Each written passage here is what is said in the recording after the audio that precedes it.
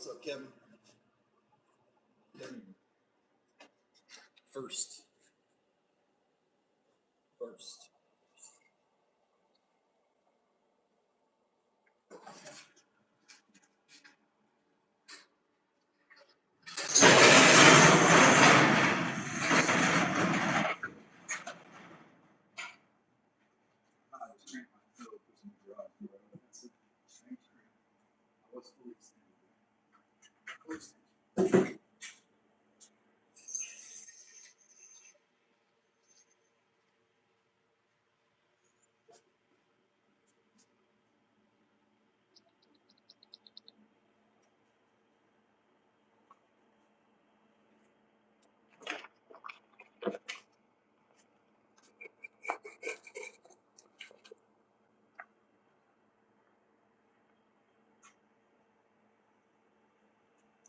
Good afternoon from Buckskin, Kevin. My day's going excellent. How's your day going, man? I can't complain at all. Except for I got a little bit of stiff neck. I got a crick in my neck.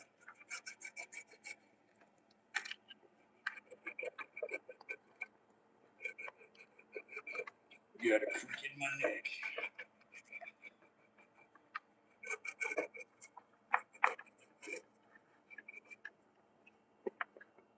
Crick in the old neck.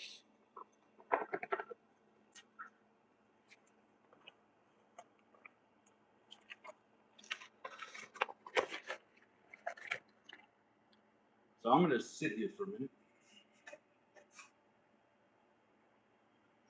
What I wanted to do with this hat is, and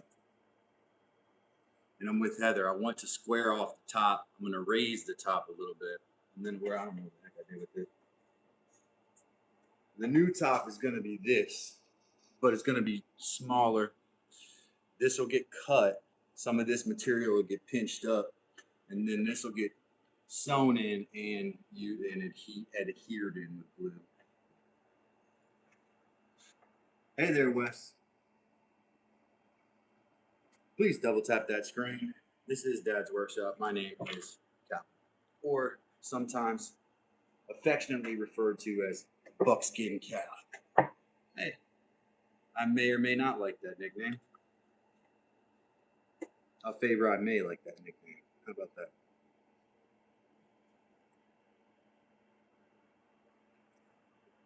Buckskin Cal because I like working with buckskin, which is the way the new lid is going to be on this thing. This is part of it. I worked on it off live. Then I'm going to cover this side with buckskin as well. The cork is going to give it rigidity. You know, it's going to give it that rigidity that it needs. This buckskin here is actually a little more rigid. I'm wondering if I should even leave it. Maybe not even try to soften it more and kind of leave it, because on this project I noticed having rigid buckskin was kind of to my advantage.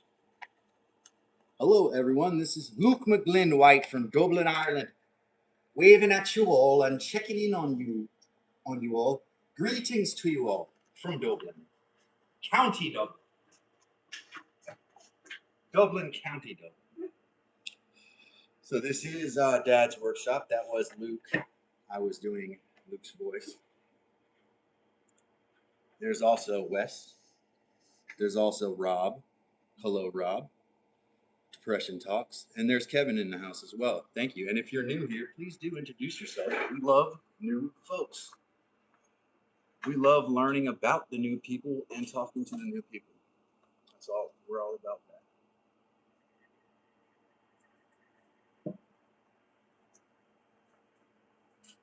Who says, hello to you, Kevin. Hope you're well, my man.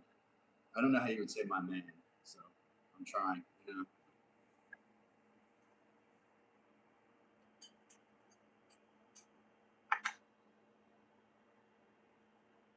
But on the readers.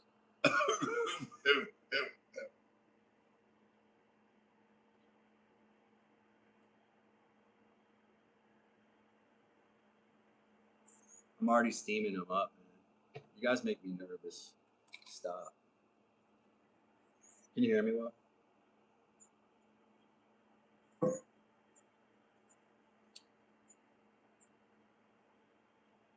I've been seeing ghosts in here recently. I don't know. A couple minutes ago, I saw one too. Miss Heather might be in here. She might know about these ghosts around here. She's a ghost watcher. She's into the paranormal.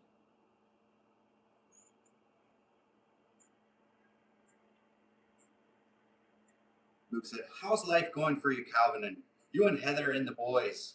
All okay?" "All is well here, Kevin. Hope you're minding yourself out there." "Mind yourself now, boyo." "Mind yourself, Kevin." I'm very well, Luke. Thank you for asking. And Heather, I will let her speak for herself, but I believe she's doing well. My boys are well too. I will be hanging out with those boys. Ooh, day after tomorrow, we'll be back together again. Well, I have a really shiny forehead today. Shiny forehead alert, y'all.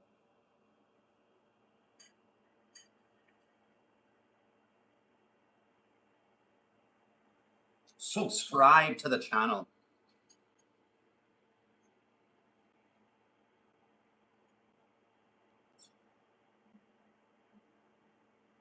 Subscribe and double tap. It's just a tippity tap on the screen, just like that.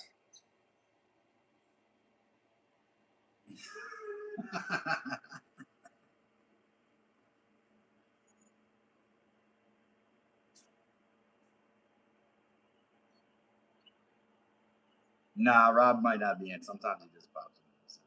It's like midnight, Rob. Oh, actually, you know what? It's 9. It's like 9 o'clock in England. So Rob doesn't have it unless he went to bed. I mean, that's actually bedtime for me. So it was 9 o'clock here. Sorry, I'm lame like that. I'm lame like that.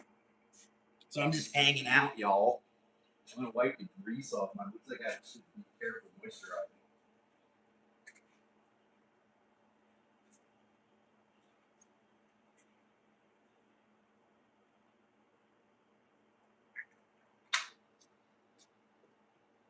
Fog machine ghosts. There's ghosts in the studio.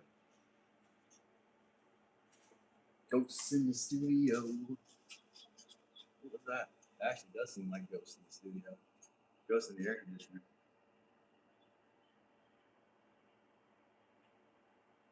Is Heather in here now? Welcome, Heather. Welcome, Heather.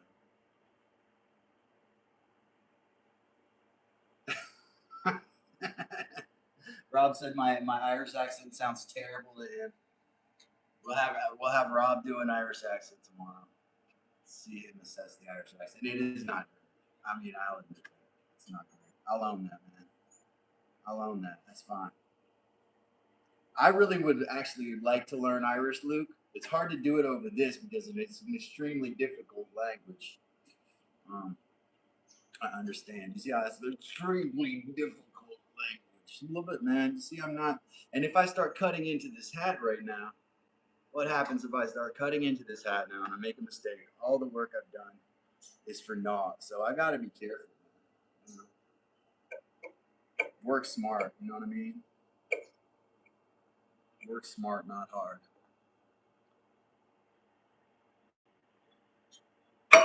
Oops, you like that? Cheers with the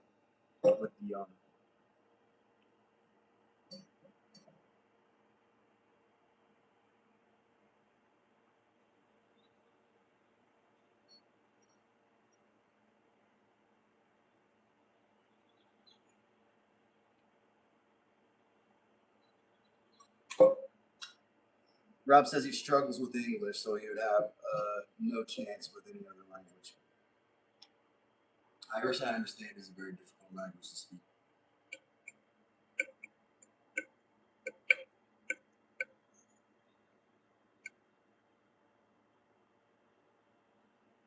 Yes, I would love to learn, Luke. When you start your live stream too, what they need is they need audio interaction like they have on what do you call it, on Discord, right? How you can audio message and put audio input into a conversation. They kind of need that in a live stream thing. They need that.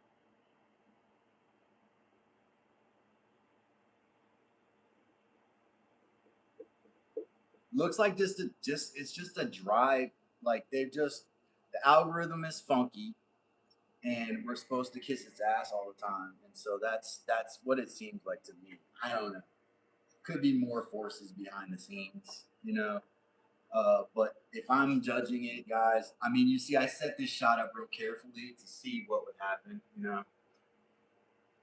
Put the buckskin in the front. We kind of started a little stronger. One of the things I read was that, you know, they're going off at the retention right away, and if you don't get off the small sample of people. Now they're talking the thing I'm reading is talking probably more about videos and shorts, but I imagine some of the same rules apply for long for live streams. I said long forms and shorts, right? So I think some of the same rules probably apply, but they were saying that they have the small sample group they send it out to, where it's exposed or impressed upon a group of people, and if those people don't respond positively to it, they limit the scope of it from the beginning. That's what I read as a limited scope. So you're capped the amount, and I've noticed that with videos I have that have a high click-through rate, right? So I have a long form video that has like a 6 point something click-through rate, which is not bad at all. It's decent, especially for like this genre, but it has less than 100 views. Why is that? Well, they'll say it's a thumbnail, but I had an alpha test on my thumbnail and I optimized everything. So I don't know exactly what that would be. The test audience that it ran from, or my friends or people or whomever it was exposed to, didn't watch the whole thing or didn't interact with the video in a way that the algorithm thought was productive, and so they limited the scope, I imagine, of these videos, and so they'll never do more than, you know, a couple hundred views at the most. My best long form video is like right now, I think it's like 1,400 views, and it's a short one too, so there's only one ad right before it.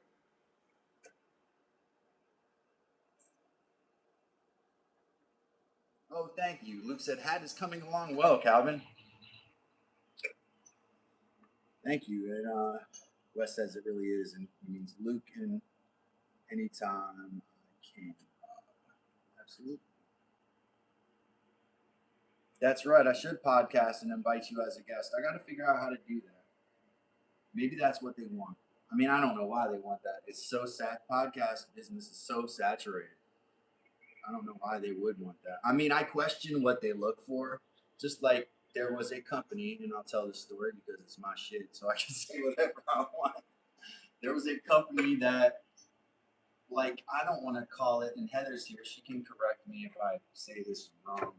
They wanted me to make an ad for them, but they were like, well, we're going to consider the ad that you did this. We're not necessarily going to use it. If we use it, we'll pay you this amount of money. So it's kind of a different thing. I wasn't super encouraged by that, and I forgot what my whole freaking point was here, but it had to do with oh yeah, the company, they their advertising sucks. Like, it's terrible. The scope of their videos for the amount of money and clout they have as a major retailer in the United States, like their ads get like 600 views. That should never happen. So in my opinion, they do need to look into like live streamers and stuff like that, because that's where people are really going. You know, views look shitty today or whatever, but tomorrow they may be really, really high. And YouTube gets us pretty cheap, man. And the ads that they run during our live streams, you know, make them a tremendous amount of money. So it is a thing. It's not going anywhere. Look at your view numbers. Like, look at the number of watch hours that you got last year. Um, you guys made stuff that got attention, and then think about and I'm not complaining about YouTube. I do believe that you got to pay onto Caesar what is Caesar's, right?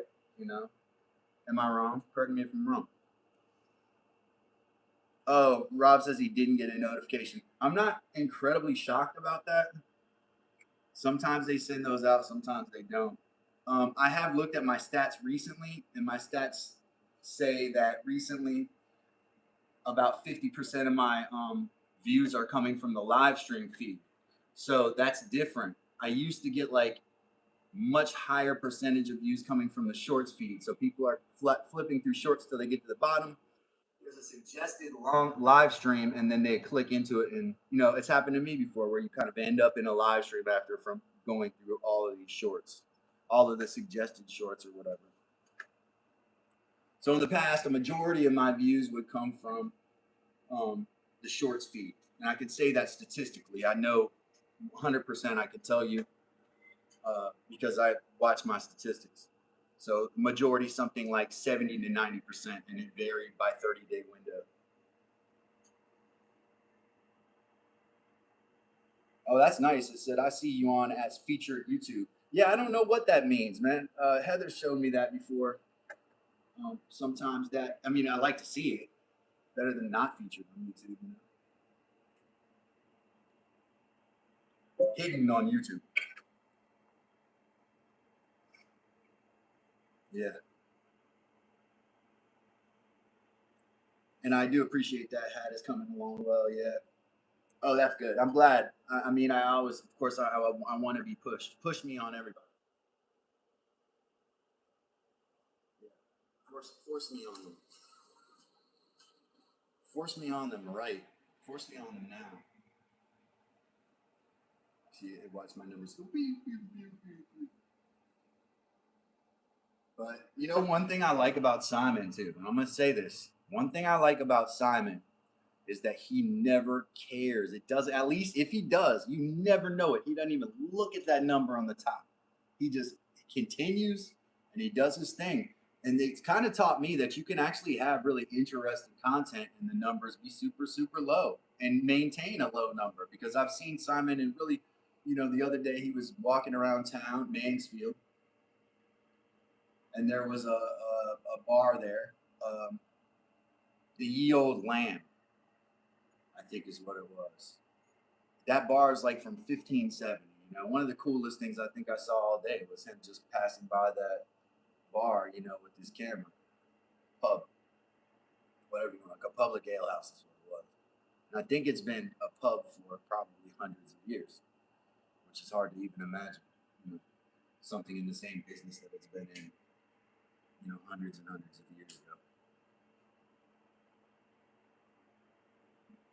Now I understand, Rob, that when you do well with one, that gives you some momentum for others. So you should, you should do better on other videos. But there are other people who have had, you know, semi-viral or viral for me type videos. Definitely viral for me too, because I've never had a video do 15K outside of a live stream. Right? I've never had it. I can say that with certainty. So listen, here's the fact I'm stating. I've never had a video outside of a live stream do more than 13K or 15K ever. I haven't even had one do 10K. I haven't had a short or a long form video do 10K yet. So that's an achievement. It's tough because you have a good video and you want to latch on to whatever that video, uh, whatever audience that video appealed to and got, you know, got to. That's the audience you're trying to lock into, right? So, man, I look red, man. I look super red. Half of my shorts yesterday got less than 50. Well, how many shorts are you putting up in a day? They limit, most YouTubers are limited to 3 notifications per per day. This is my understanding, but it may be 3 notifications per genre per day. Yeah,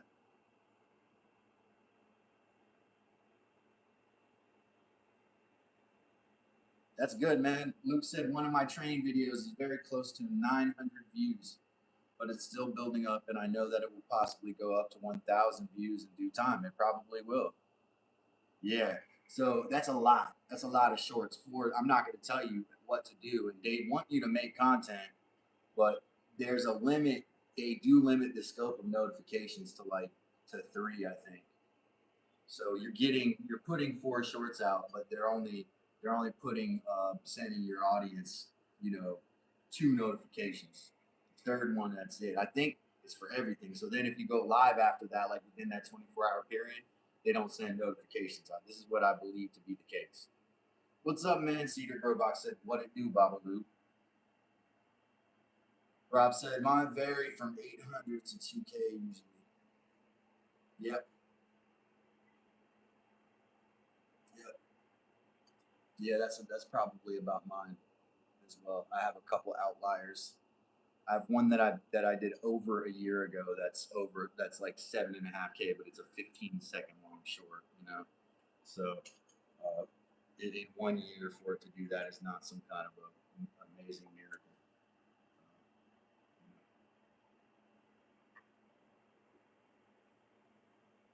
Back at big, what is that? Forgot blue.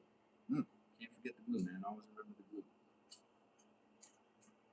Hey, but we want you to be a part of the community too. So if you're coming in, definitely subscribe and all that. It does feel like it's um, it's super slow. I mean, statistically, this month, I can tell you, I have done I guess like 300% less in all categories than last month. So a huge decline, and I know other people have seen it as well. Yes, it's a hard thing to take because your dopamine is now attached to this thing, right? We know there is a neurological process. There are neurological chemicals being distributed based on the views and likes and stuff that we get.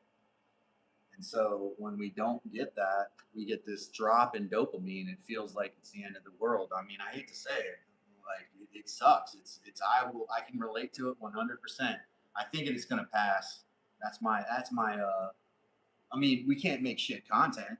We got to make good content, but I think it's gonna pass if you just keep on keeping on. You just can't quit. I need to, like, instead of like bringing in my shot group or narrowing my shot group, so to speak, like I need to actually widen it out. I need to do some more aggressive stuff, most likely. You know, in terms of building the brand or the Dad's Workshop or Buckskin Cal, as you guys created and so carefully curated, which I really like. I love all that stuff. I'm impressed with you all's creativity, and the way that you see me is often how I want to be seen. So I can't complain about that. I know. I know. It's just a lull, man. One of the YouTube staff a while ago, when I was freaking out about views and I was talking to support, the YouTube staff girl said she believed in me, which felt good. I never had a person on tech support say something like that. It was a real person. And she said, one fact is two facts: views are going to go up and views are going to go down. You just have to ride it out. You have to ride it out. Rob said, "Gotta say, Cal, it's really good to sit and chat with you, man." Yeah, I think I need to do this. I need to do this more. This is important. To sit there, I can stand there and do projects in front of the camera every day and busy myself. But this is an important topic. It's something I know that's weighing on a lot of us. Um, I've been saying for a couple weeks that I noticed a decline in the craft YouTube channel views across the board. Like if you went to any kind of craft channel, they've adjusted the algorithm because I don't think they make tremendous money off of people like DIYing stuff. I think that I don't have to think. You could probably just go check Google Trends. We could look it up and see that most likely tech gear and travel vlogging and stuff like that we all know is super exciting. Um, that's what gets the attention, and they have their reasons for adjusting their algorithm however they adjust it. It's usually monetary. So, making ourselves more capital, like we got to get leverage, and leverage is not going to be just on YouTube. you have to like build leverage as a social media person, and it's really tough, you know. And then once you have that, and you are important, then they have to send you your way, you know. You get into a space where like they are, they want you. They have to want you because you have a value. We have no intrinsic value to them. Like we just being us doesn't mean anything to Google or YouTube. When we can provide something that locks a phone face to a screen, um, you know, when we can do that, that's what they want us to do. They want us to lock a face to a screen, and you know, I think some of us have been pretty damn good at that, building communities. One of the things that's hurt my views, I think, is gift memberships. So like, and now I want to thank you to everybody who's ever bought me a gift membership. So I appreciate that. But gift memberships are counted as memberships. So when YouTube sees memberships fall on your chart, like they don't, the algorithm, their system doesn't grade it as, oh, those were gifts. It grades it as you lost 200 members, right? They say it. You can look in your statistics, it'll say 200% less members than last month, right? And I'm not complaining. I'm just explaining how maybe their system has these little bugs and flaws in it that hurt crafting people, because people are trying to help us, right? And they're trying to work within YouTube's policy. So, and I know that they kind of got me limited right now, but I think that what I'm saying is all fair. I'm not being unfair to YouTube. Um, so YouTube is getting, has their algorithm and in views too for live streams. They don't understand that live streams and long form videos are two completely different things. So different. They got to stop trying to. I get these messages on my YouTube thing that'll say, "This is look at the viewer retention for other creators' videos," and they're kind of shitting on me, right? And I'm like, hold on. Those are long form videos. It's not a live stream. It's a different animal. You're comparing apples with oranges. It's not the same thing. And so they use the statistics that they've got for long form videos on live streams when they're doing assessments and gathering data, like at the end of the month. Somebody's job is to do that or whatever. And so they're comparing our live streams, which typically have less audience retention, but not a hell of a lot less, like say 18 to 19 seconds is how long somebody on average will watch one of my live streams, right? And I'm not shooting from the hip, y'all. All of this data is stuff I've picked up in my head. You watch 18, 19 seconds. That's not that much less than a live stream or than a long form video. But then you have across 15,000 people, 15,000 people in out of 30,000 people watched it for that short amount of time. So they're like, oh no, a whole bunch of people watched your live stream for a short amount of time. And what they're getting from that, their takeaway from that is you can't retain an audience. People will come and check you out, but they won't stay. But reality is people came to check you out. So they what they're basically doing is framing the data in a way that makes them able to pay us less, able to limit the amount of exposure that we have, et cetera, et cetera. It's just an argument for what their paradigm already is. But not trying to complain. It is what it is. You got to play the game within the system. If we were automatically winning, it wouldn't be fun, y'all. Would it? Like if we were automatically, I love to win too, but if we were automatically winning this thing, if we were fucking winning automatically, all of us were just Mr. Beast, what fun would be in it? There would be no fun in it. It's really actually the journey and not the destination. I don't want to be at the destination. You guys know what the destination is, you know? Not to be preachy.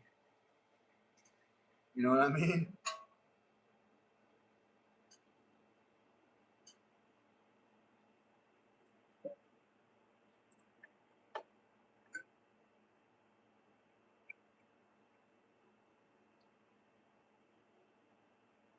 So if there's no resistance to the goal that you have, if you don't experience any sort of adversity along the way, if everything is always smooth sailing, then it's not a game anymore. and everything is kind of like a game. Everybody wants something that has some sort of resistance to it. There's no, like, if it's too easy, then it doesn't seem real.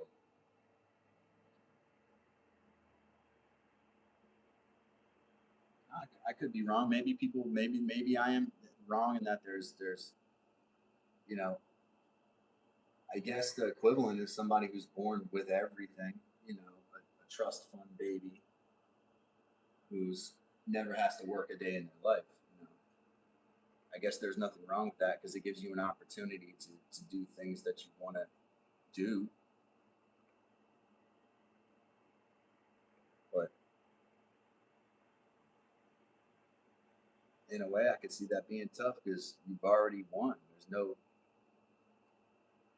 There's no struggle. There's no journey. I don't know.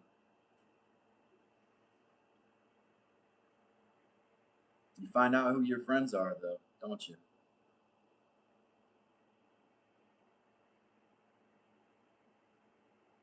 Thanks for sticking around. Appreciate you, man.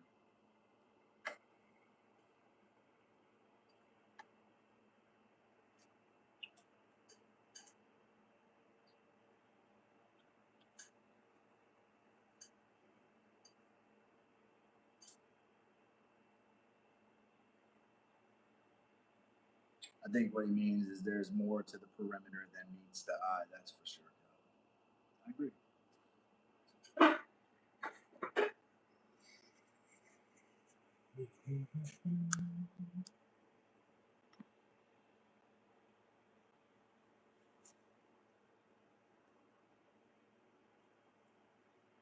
That's right. You got to, of course, always. And definitely it is called social media. So it's not called anti-social media. You have to interact.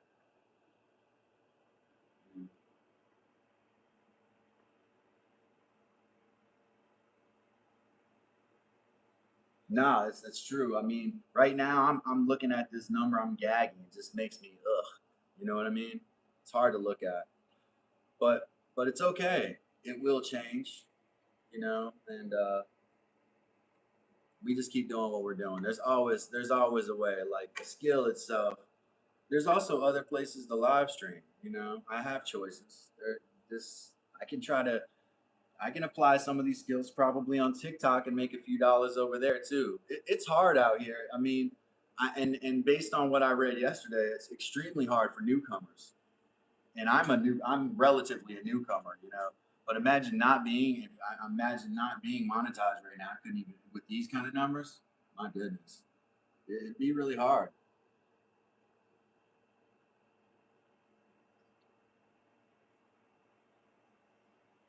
Yes, so the pyramid is always tilting, and as it spirals, it's going to constantly change and spin further out of its depths as well.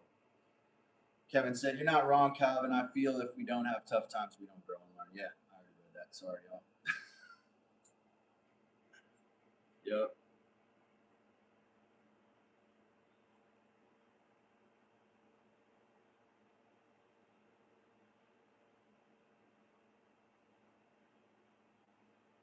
Hmm.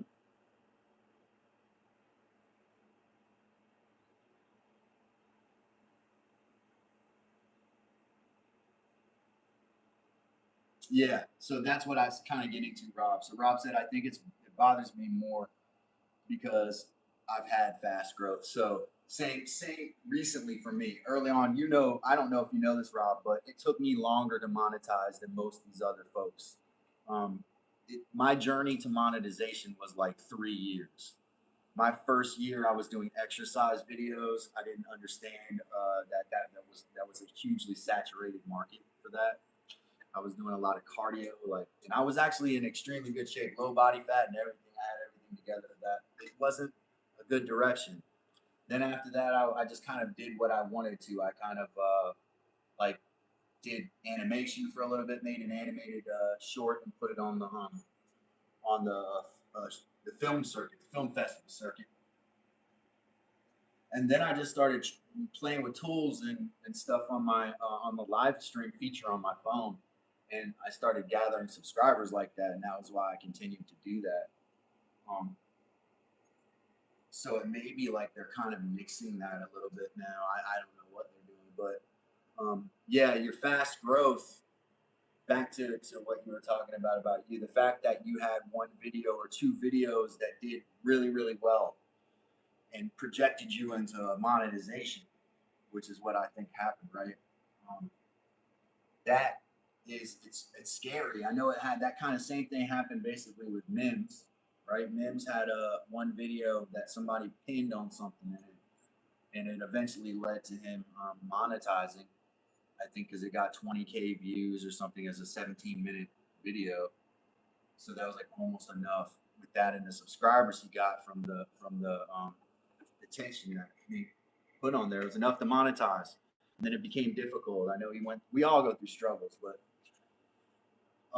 me, it was really slow, man. I think I just monetized last May, and so I grew 400% in 10 months, and then this growth completely came to a halt about a month or so ago. And in your case, if anyone feels this, it's a hit because you're like, I'm not growing anymore. I thought this was going to be my future, but I don't know if that's it. Maybe it's just there's a lot in the news right now. It could be a number of different things: the algorithm, the news, uh, an update, a glitch in their system, a million other things. As I flip through live streams, I mean, I guess these are normal numbers for people. You know, I don't know.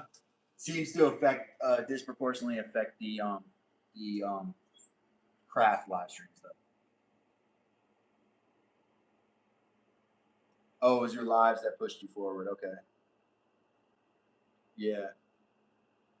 Luke says we all understand you, Calvin, and we agree with where you come. Oh, hey, yeah. I mean, and I don't expect everyone to agree with me. That's okay. I could be wrong about a lot of things. A hell of a lot of what I'm saying is just straight speculation. Like I'm just speculating on a lot of stuff. I don't know what the algorithm likes. I don't know that I'm not doing something differently that's causing me to lose views, but I just know that other people are having a similar problem. I mean, it doesn't make it fun, but I do think we'll get past it.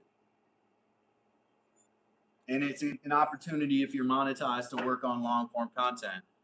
Like work on long form content. It's not going to be. It's no more of a waste of time than doing the live stream if the live stream's not bringing people in. There's always something you could be working on. And then if you don't think that's worth it, then focus on whatever your other job or other profession is until you feel like you want to go back to it.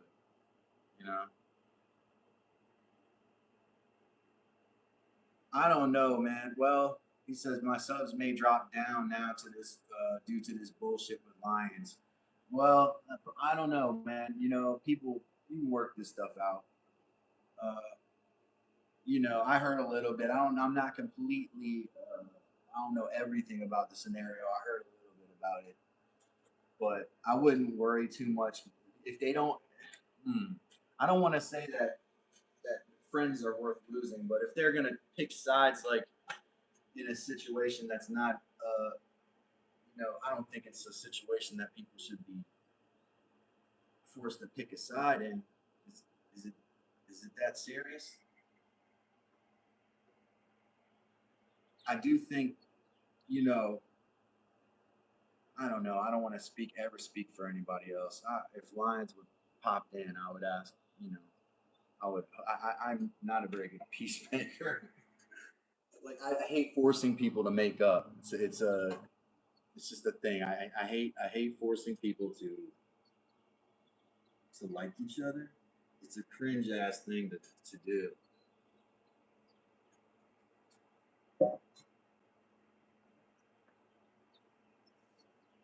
Yeah, I hear you. I hear you. Um, so I mean, I know even Lions uh, views have been low recently. I know he's been going through some stuff too. I always seek to understand, Rob, and I know you can't speak up right now, so it's kind of shitty for me to take this sanctimonious place, and I'm not judging you at all because based on what I heard, I may have been offended. I would have likely been offended too, if that was said to me, because it's an insensitive statement. And I forgot what my point is, but anyway, you know, I think I get where you're coming from, but I understand there was drinking involved too, right?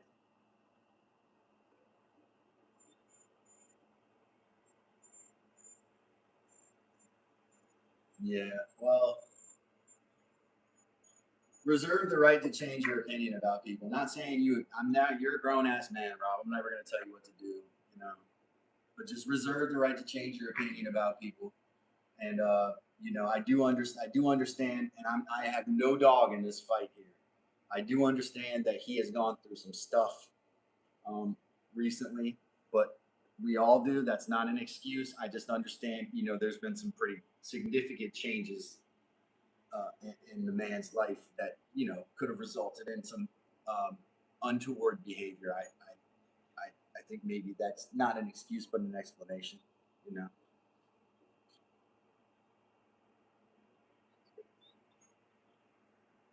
Yeah. So I'm sober, right? So I was sober this night, right? And I told my friend he was yeah, you know, it never does. In vino veritas. That's what I told Wes. People just they can't help it. It just comes they spill it when they drink.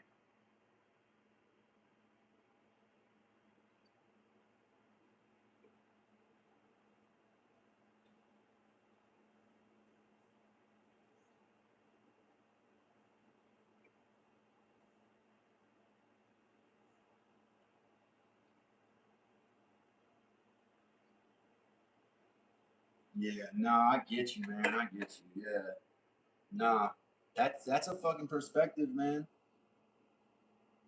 Rob's at 100%. I've listened to him for 4 weeks with his upset and suffering for him to turn the way he did. Now, let me say this, and I would say this if he was here too, because it's my fucking program, and I can say kind of whatever I want.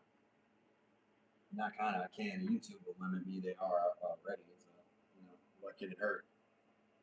He's been on a lot with his problems and so forth, leaning on others or for whatever he gets out of it. And I would say that it would behoove him to like go to other people's live streams and also listen to them because um, he said himself on his stream the other day he hasn't been into anyone's YouTube, he hasn't checked any of his alerts, he hasn't, you know. So you don't do that, and you don't interact with folks, and you lose folks. So I wouldn't be surprised, Rob, if he wasn't losing folks as well. Like, um, in fact, I would almost bet my bottom dollar he's probably in a more of a losing phase at the moment than a gaining. Um, yeah, I know, man. I know. I understand. You give someone support and they shit on you. I understand that, man. I totally understand that. Yep. Yeah. Yeah. I can't make excuses for anybody for sure. No, I definitely can't do that. I can sit with that stuff, man. You know.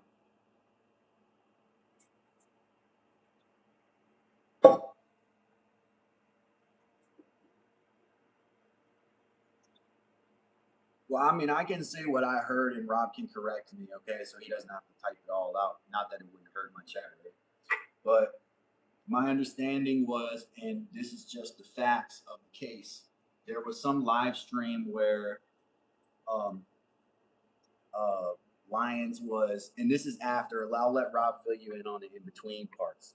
But there was some like live stream where Lions was like at a club or something in Mansfield or whatever, drinking because he's in his wild phase right now. I think. I don't think he's with his girlfriend. I don't know if he watches my shit or not. If you shout out Lions, No disrespect intended. I'm just repeating a story. Um, but Lyons, he was like at some club or some shit in Mansfield getting drunk, and Rob was in the chat, and he told Rob something like he's sad all the time or something. Stop being. It's because you're negative. He called him Doctor Negative or something. Said he was negative. The beer just or the booze just got to him, and he lost his patience and his understanding or his empathy dropped, and he had a moment where he said something to Rob like you're negative or something. Correct me if I'm wrong, Rob. He called you negative or something.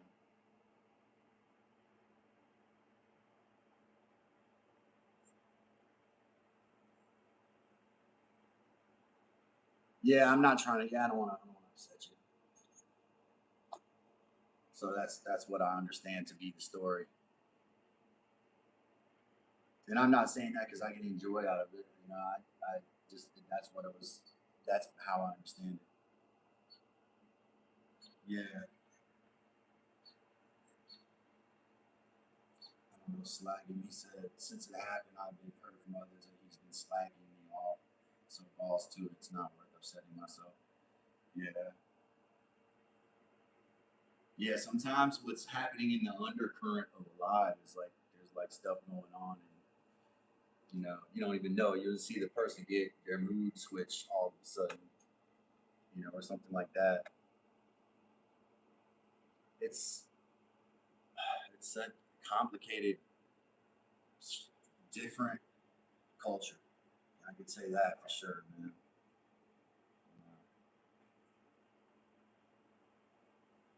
It is definitely different.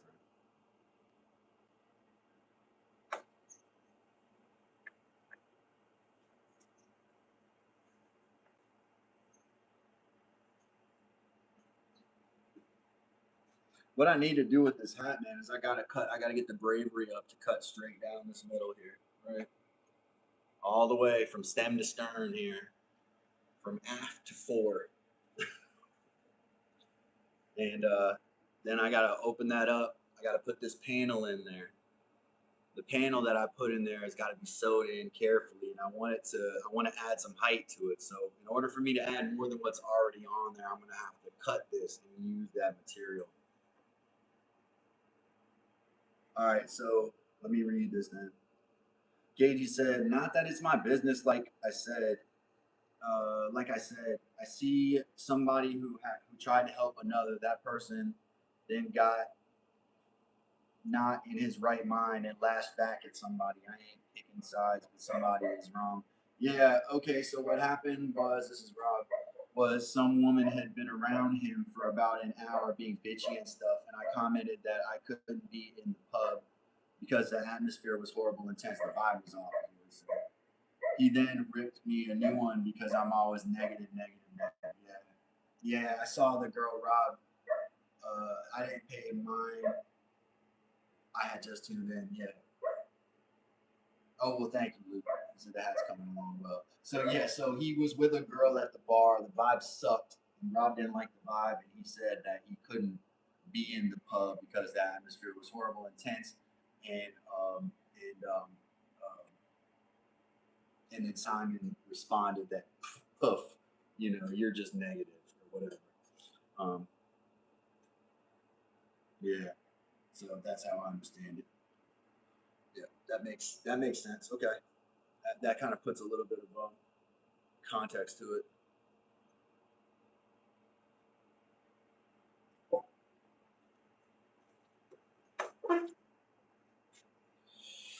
Yes, sir. Puts a little context to it. Let me move this aside. That was nice. I enjoyed that. Just hanging out. Just hanging out.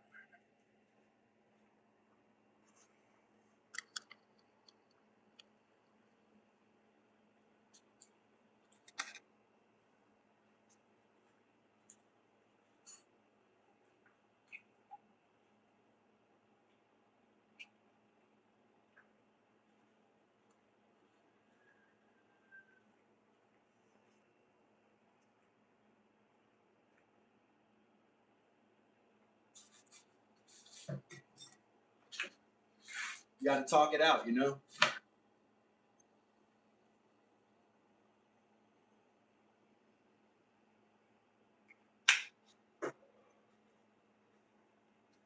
All right, so what I'm gonna do now is I'm gonna take some of these pieces of scraps of buckskin I got. I'm gonna fill in this panel here.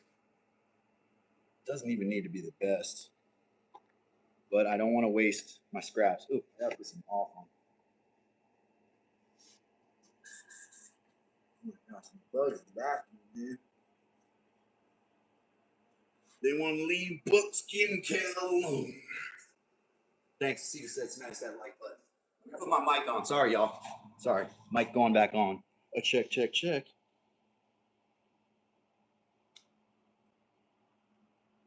Smash that like button, indeed, indeed. Let's because I have this hole in here, and I guess I don't want it there, and I could probably angle it like that. Use my slicker. I could probably find this edge. Or I can use a piece of chalk. Do a little rubbing.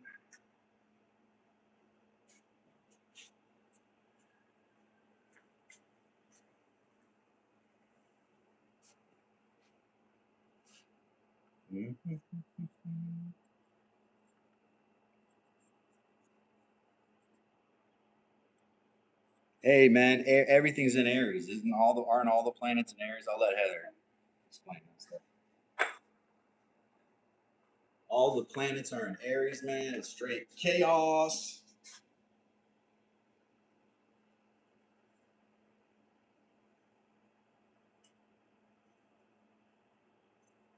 Now, I'm a superstitious person, man, and I'm not a little stitious. Otherwise, I would call myself a little stitious. I'm superstitious. Hey Zenta, how you doing?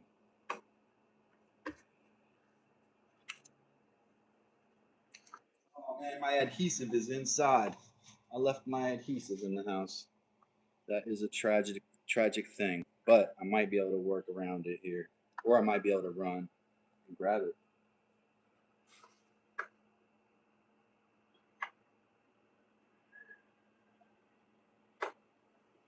Yes, I might just do that.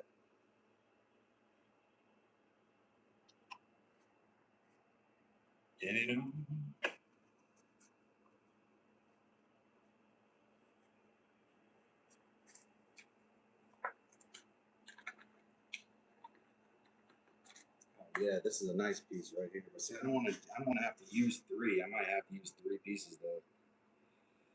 Just trying to, and it's not gonna go. Also, it's probably gonna have a lot trimmed off of it, like maybe that much will be trimmed off of it. So I don't want to waste a lot of buckskin.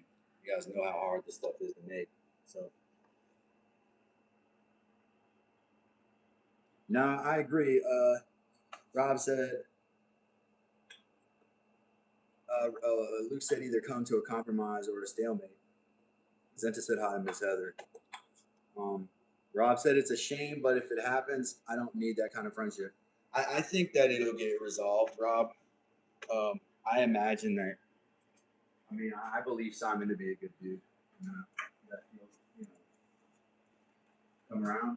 Uh, how people feel about things. People have to understand that. You own your feelings. And so I'm gonna run and go grab some adhesive from inside. Be right back.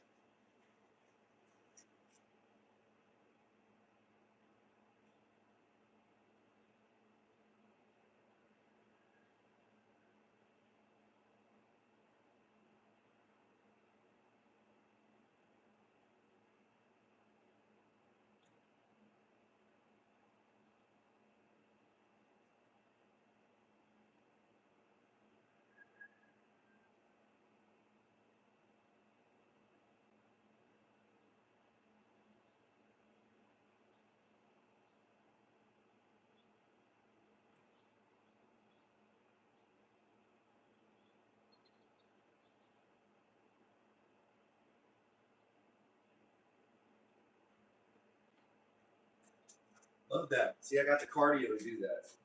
I'm only gonna breathe heavy for like 5 minutes.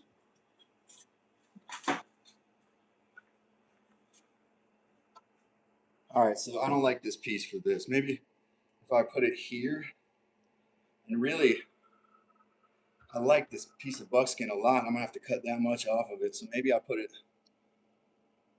somewhere like that and try to fill that last gap.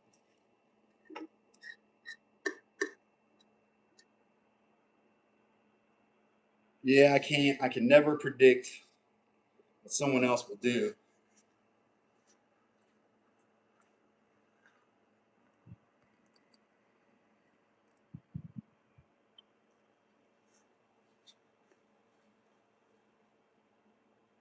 Yeah, some people just don't gel. You know, if you would have asked me, I wouldn't have.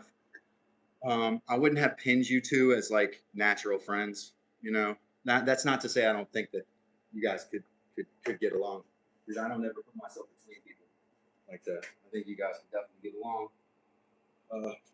It's just, it is true. Some people don't gel, and look, all those planets are in Aries right now. That's exactly what happens. It's like, oh man, it's just like everybody, where there's a rift, it's going to be bigger.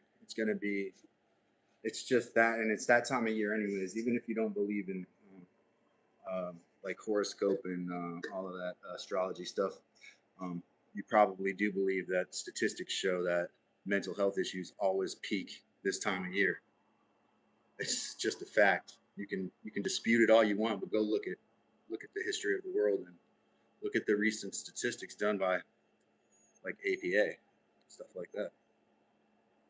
It's it's not easily denied that this is the worst time of the year for that. I mean, I will tell you, I'll volunteer something. I had a blowout fight with a member of my family, you know, recently. So I'm gonna put some cement on the fork also.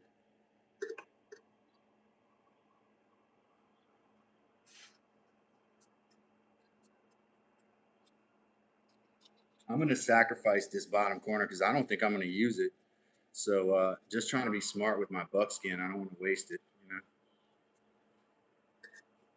easy for me to glue and also read you guys' comments stuff. Tammy Fleming said, "I am okay. How are you, Heather?"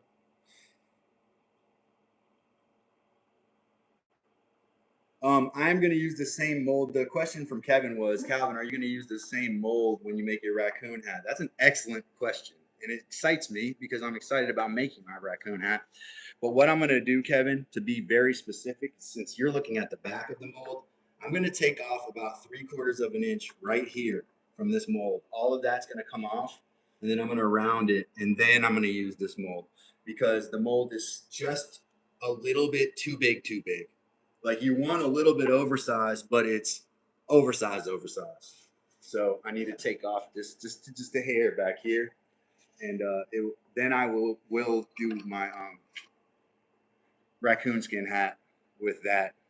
Absolutely, I might even add another layer because I want my raccoon hat to be like this tall. Like I want it to be like a Cossack style hat. So I want it to be tall.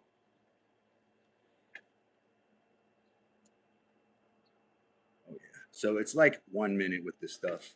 If you're getting barge cement, y'all, and you're getting some value out of this video, this stuff when you apply it, it's like 1 minute. If there's any air circulation in the room, stick it on there, and that window is like super important.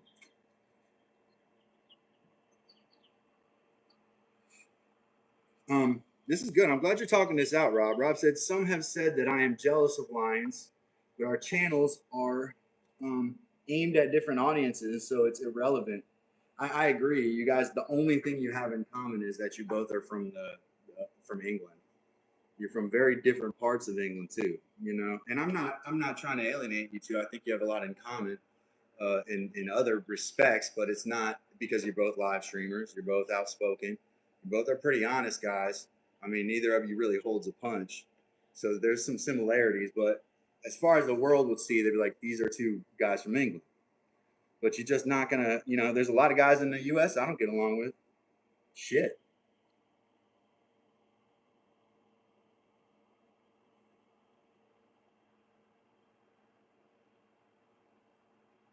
Yeah, you know, Gage, I've heard that you know winter at Christmas time is another big um, spike, and I've heard that from people. But alternatively, I've also heard that the spring is the absolute worst. But I will have to double check my stuff in that. Tammy says, "Wow, I'm in Southern Ontario, Canada, and it's 68, and I'm sorry, I don't do Celsius. Oh, I didn't know you guys did Fahrenheit there. But yeah, Ontario 68. It's about that here too, and I'm in North Carolina, so we're sharing a weather front. I think it's similar temperature, a little warmer. Probably I would say more like in the 73, 74. That's why I'm so red.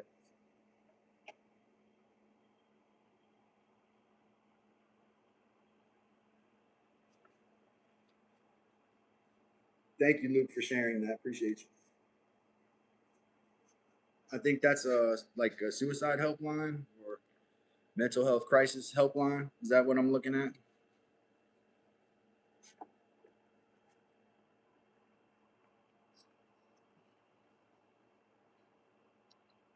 This is right here. Since the cork is going to be the rigidity. Also, the other thing, guys, is you know me, I'm going to stitch all this too. So I'm going to go through. I don't know how that got layered in two different places, but I'm going to go over this and stitch this with the same thread that I used on the hat.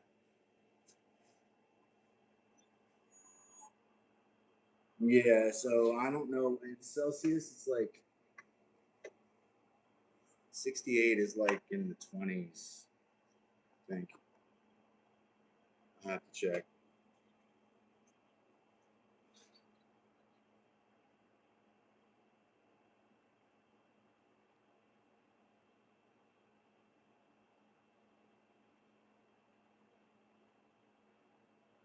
I have to check on a phone that doesn't confuse me because I'm on Heather's phone. I'm so bad. Like she didn't have Safari. It's something else, some other newfangled thing.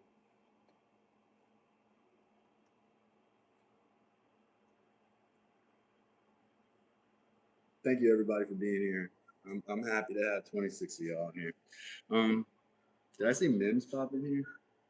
No. Why did I think I saw that? Probably somebody else's. Uh, makes sense. Which makes sense. Like me and Mims, for example.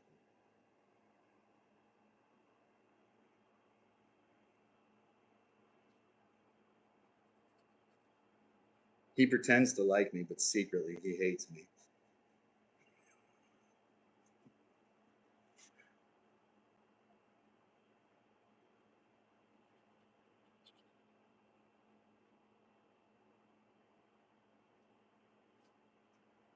And like Ricker, I have been told that I am. I have been told that I am. I am the. I am the model of the character Bobby, and I don't appreciate that. I think he's. I don't know if you've seen any of those, but I've been told that that character is modeled after me, and I don't. I do not appreciate that. I am not that country.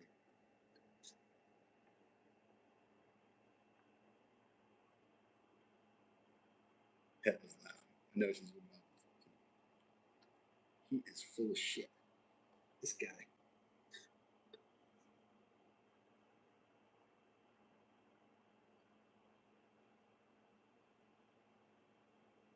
Oh, Tammy is a. She says we do Celsius in Canada, but I don't like it. She's a lawbreaker.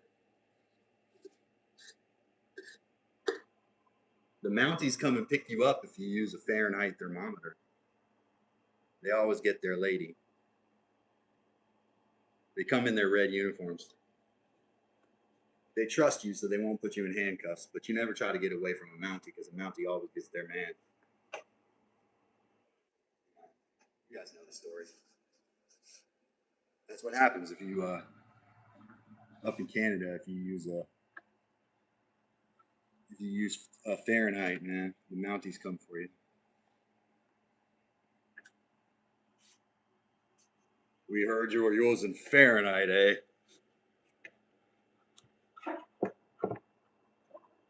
You're coming with us.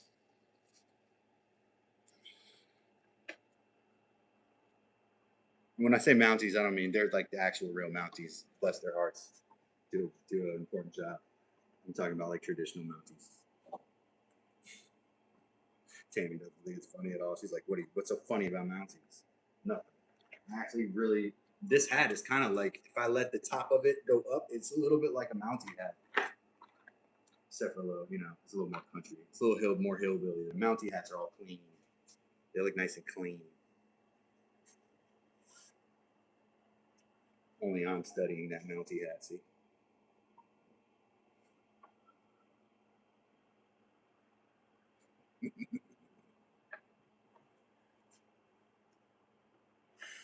She's a law breaker.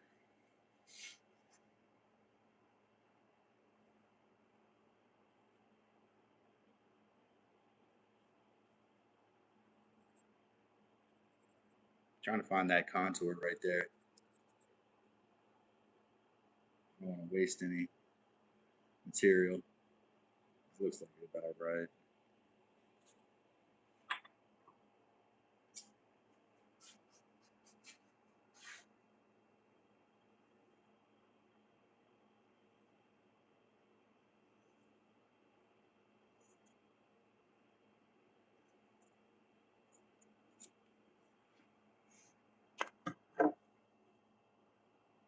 It's like a smile. It's like a mustache, y'all.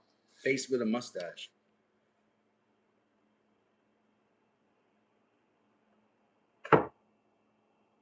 It's me. Yeah. Kind of. No. Yes. No. Sorry.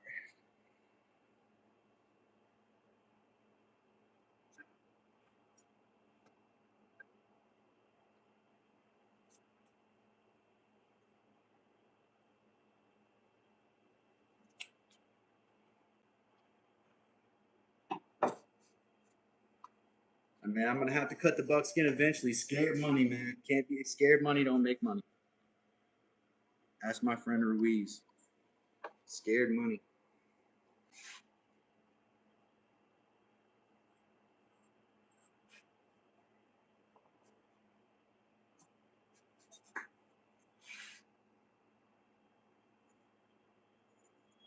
Storm is crying by that door, Heather.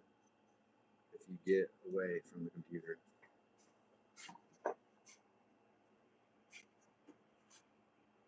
There we go. That's enough. That's close enough. I don't mind a little overlap. And then I'll stitch it down too, because I will. I want to make sure that it's secure and looks good too. And kind of that's my style on this hat.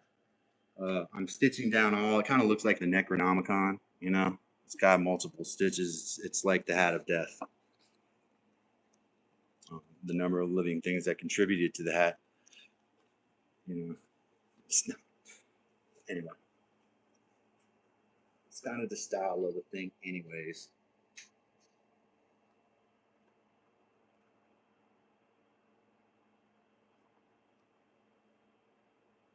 Wow, that's really good. 148 subs is a lot to gain in a week, so you're doing better than a lot of us, man.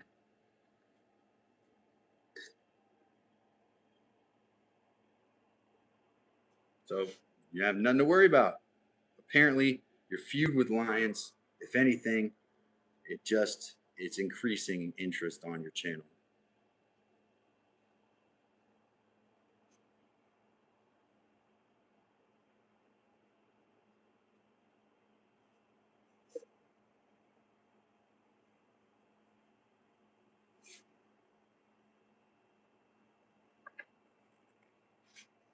Why am I doing this? Because I'm not gonna waste a whole nother buckskin hide like this when I can just stitch it together and like a Frankenstein it. You know what I mean? I'm not gonna just waste stuff for no reason. I wonder where my I've got a spray bottle of mineral spirits. And I hit this with this, man. The smells in this room. If the petroleum industry only knew right how much they were being utilized right now. Not my favorite thing to do, But this adhesive part, and I have mineral spirits because I need them for stuff.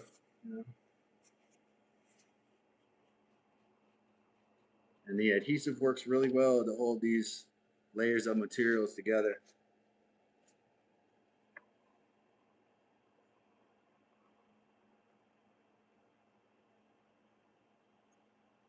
That's double my whole year of YouTube on this channel. That is, oh, I see. I'm now 52 subs away from 2K. There you go, man.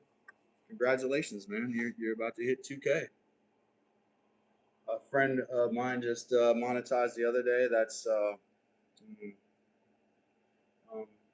Oak Ridge Taxidermy. He had a good day too. People threw him a lot of coin. He made like $500. It was nice. I didn't get that my first day monetized. So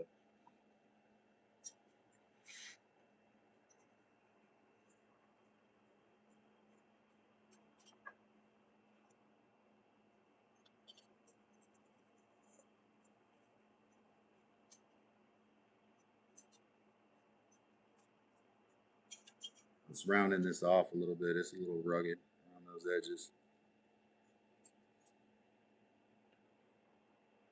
Some adhesive needs to be put on there. Around this whole edge down here. So this panel is going to come into play and that it's going to go in here, you know. And actually, I think this was with the kind of the shape that Heather was talking about for this was similar to like this, maybe a little bit more height to it.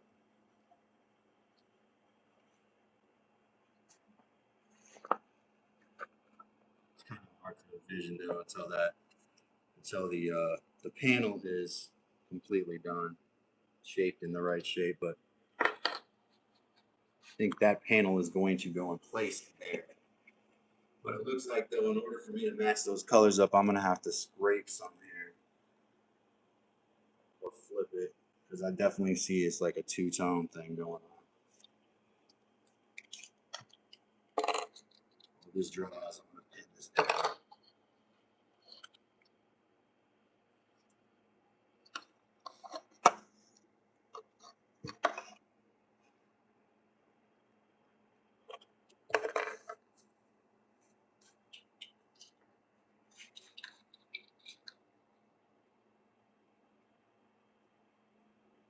Oh, thank you, man. He said it looks like a drifter's hat. Yeah, it does kind of look. It has that. It does have the poor man's look to it.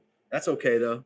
I don't actually mind that so much, as long as it's comfortable and durable. I want it to be. I mean, I made the buckskin, so I know it's going to be rugged. Like it's going to last if I construct it well here. This next series of stitches that I do are really important because when I install this panel, now I'm changing. This is one piece right here. I molded that. So if I do something wrong and add a piece in there, and then all of a sudden, whenever it rains, it pours water onto my head, or this thing wants to break out, or whatever. So this is it's risky for me to put this panel in at all, right? But I think Heather's right. It kind of looks like a coffee bean on the top. Heather said it looks like a coffee bean. It hurt my feelings. So no, I agreed actually. And I had cinched it in with stitching to try to get it, you know, short enough from front to back to be reasonable on my head. There's a couple things that are going to happen to it. There's going to be a notch cut in here and a button or a buttonhole here and a button here. I haven't decided which way it should be done. And then this will come up like this so that I can, if I have an activity where I don't want a brim in my face, I can pull up the front brim. I could do it on all the sides, to be honest. So usually you have the sun on one side of your head, so you want to see well on the other side. So if I got the sun on the back of my head, I don't need the brim always on the front. So I'll have this up sometimes.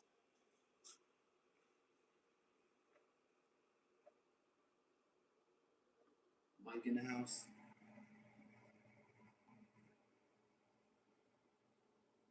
Oh, Mike Osborne. Yeah. What's up? Whenever I see that screen name, I forget. It's a new one. It's a new one. All right. So now that I got this pin here, I'm just kind of waiting for that stuff to cure. I might actually trim off this bottom part here. Trim this off to where there's no fabric there.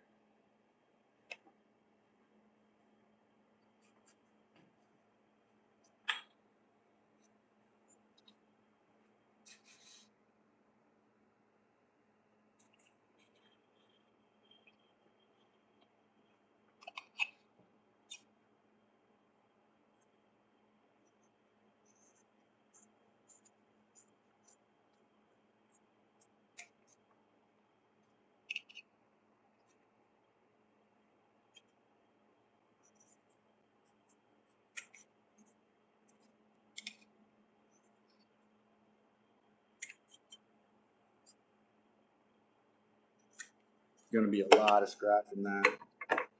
This is always breaks my heart to have to cut this material off, but you know, it's just I save it too, just in case it can be used for something.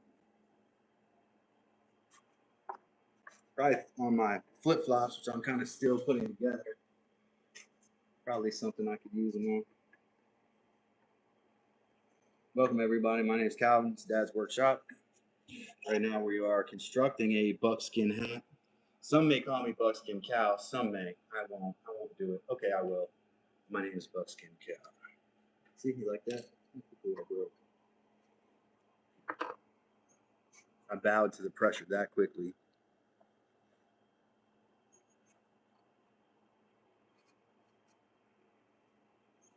It's going to be a long weekend for me too, y'all. For those of you that come in every day and expect me to be here, I will I'll stream tomorrow, but I won't be streaming Friday or Saturday. I'll be out with my boys, so that I won't be able to do. Mike said he's talking to his surgeon tomorrow. Derby Buckskin Cow says Mike. This is going to be now. I'm ready. I'm kind of ready mentally. I'm getting there to where I'm ready to slice right down here and make the commitment. You know, just own it. Just commit to it, lean into it, and then go from there. But I do need to strategize like a surgeon before I do this. What I want is this fabric to be the featured one, like the lip over there. I just want this to be the top. That's all I want. So I don't want it to like protrude or stick out or be seen that much. I just want it to be a structured top. But I also want to take this and cut it and add a little more material so it's a little higher. So I'm going to do that now very carefully so I don't mess it up. Very carefully.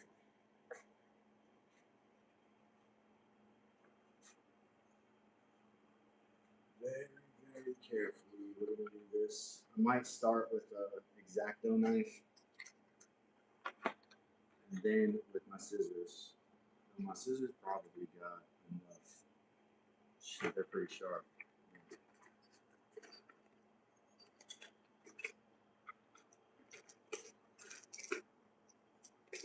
That's me scrambling around trying to find my X-Acto knife. We'll do it this way. I'm going to take my awl and we are going to find one of these. This is actually more the center over here, so I want to repin this a little bit. This is how I pin this and visualize it is like almost as important as what I do next. Because so you see how that's kind of the center where that stitch line is. I want that kind of in the middle. I want to cut right between those. That's my goal here. Go right between these here in the middle. Use this fabric to crimp up, and then I'll be able to insert these pieces. So that's where I'm at with this. Let me see if I can pull this off here. This is where I want the flip. That's what I'm seeing there. It's more symmetrical.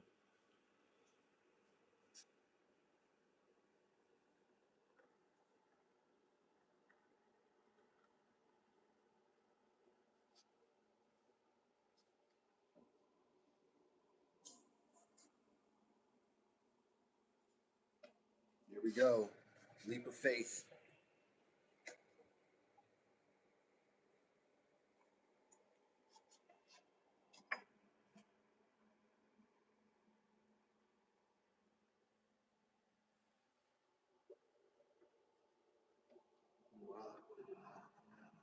Material that I didn't want to take out.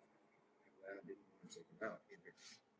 So, aim for perfection. Ended up with mediocrity. All right. Now the next thing I told Heather, I probably would have to make an I-shaped cut, and I think I am going to have to make an I-shaped cut. Let me see how well it kind of crinkles up here to get height. So I'm trying to get more height.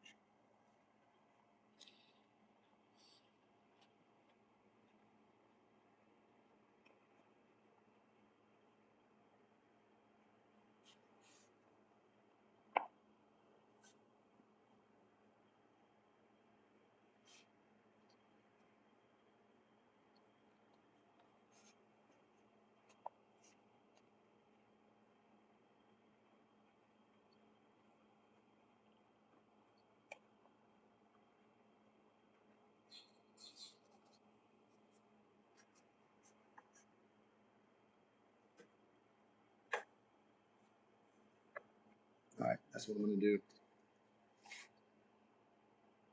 It's basically got to go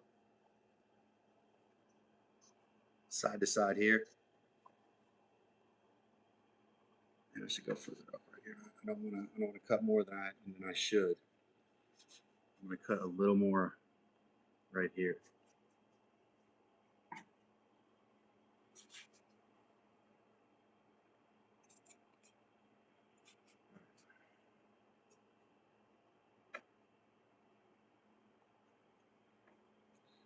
Not worried about these stitches right here.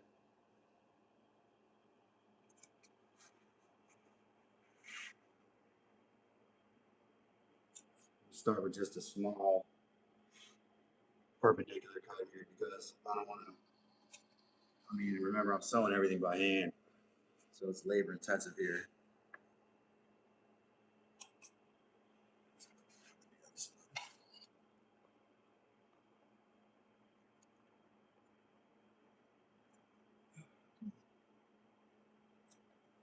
Now it's about even on both sides there.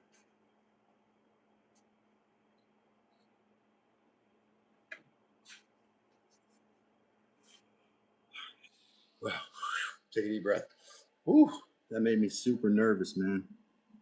All right, now we're gonna crimp this up because I want this high, pretty, and it'll add structure too if I keep this material. That'll add some structure to the side of this. So now I can feel it's actually going to be really beneficial if I can keep some of that material there. It's going to involve though making these cuts more, committing with these cuts here more. This is so nerve-wracking to me. So nerve-wracking. I don't want to do something wrong. I have to think of each step before I do it. Clips down here, clip right here. Yeah, it's gonna have to be from there. Clip right there, right? See, now I can see some. It feels more like it's getting to the right height. I'll have one more clip over here somewhere.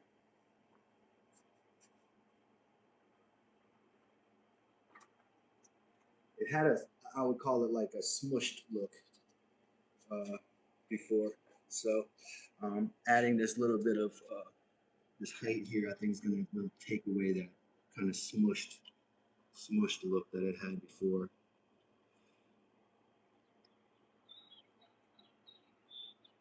And adding this panel in here, it's just how I'm going to attach the panel. And I know Heather had a couple ideas. Every one of them to me is going to be a little tricky. I might have to adjust my milliner's block here. I might have to adjust that a bit to get it to the right size so I can basically put it back on the frame and work on it like that. Otherwise, it's just going to have to be reduced in size by a lot here. It'll go up under that. I want the lip of this to be the edge. So it's too wide in the front.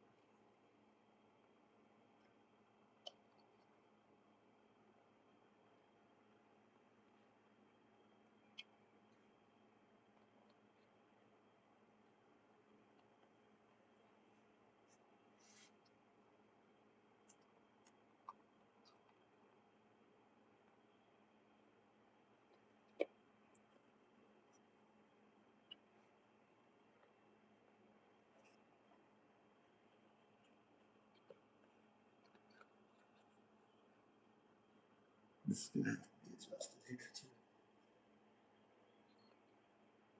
Oh my gosh, I got to put my readers on again. I'm like blind. Hey, Julie, welcome. Let me go back a little bit. Julie said hi. Luke said to any new viewers who are coming to the channel right now, please be sure to like and subscribe. Please do like, double tap that screen, and do subscribe to my channel. I would appreciate having you around. Really, really would. We were yapping for a little while before I started doing work. I thought that was fun. I got to do that more. Sit down and do that. I used to do it like once a week when I started live streaming, and then I just got into this whole, grind of doing more stuff, in front of the camera all the time to make sure I'm providing value, But I think some of the value is in the community building, and I don't want to get away from that.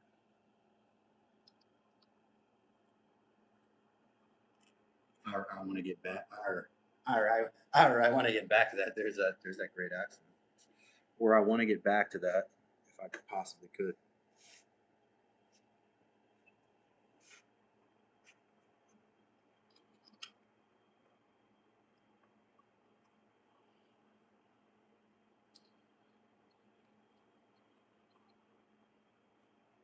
If Heather's watching, she can tell me if that meets her vision type idea. Now, obviously, it's got to be stitched in here better. This has to be. There has to be a solution for this. It needs to be like that. Tight too, probably. It's kind of funny looking. Sorry, though. Yeah, actually, once I put a hat ribbon or a nice piece of leather around this, I think actually I can, and it's adjusted to the right size. You know.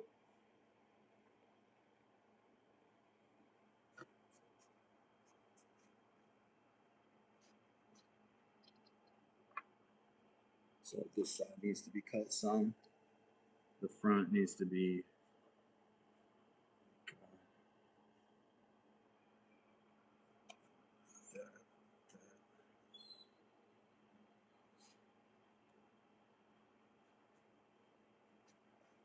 I don't want to remove material I'm going to need later, you know. And it looks like I've got a lot though, so I've got a lot of room back here. And then also it's sagging a little bit in the back, which I don't want either. Or that's the front. Never mind, that's the front. That's the back actually. Let's readjust this thing with that in mind. See, that lip there is something I want.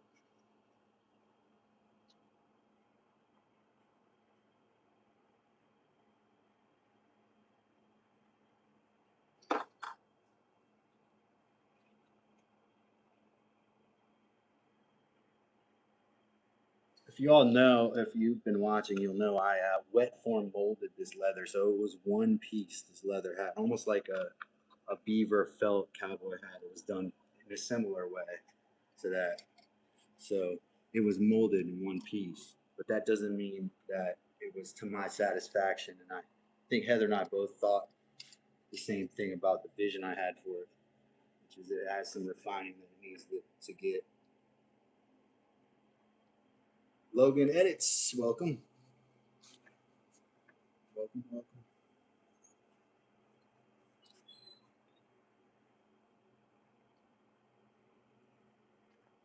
Now, so there's like a French stitch that I can do around this when I'm sure this is the right size to just get a lip, right? But what I want to do before that is determine how I'm going to attach that top panel in here now before I make that French stitch and make that lip on the top, because that's kind of what Heather was talking about. And I could dig it, you know. So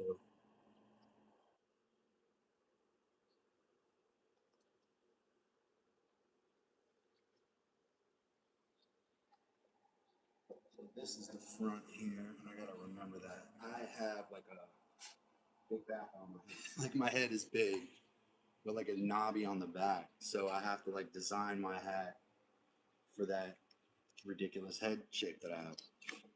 But I think what I did last time was pin this up.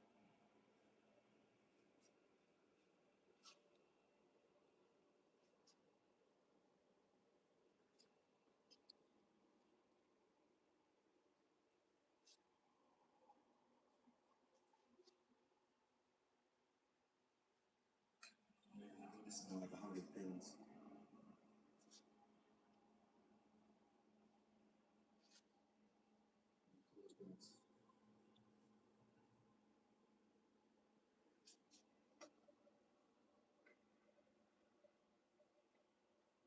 Take this and cut a little bit.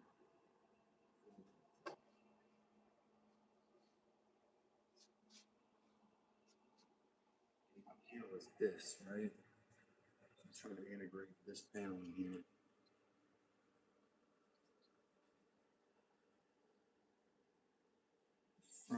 Gotta figure out how I'm gonna execute this sloppy.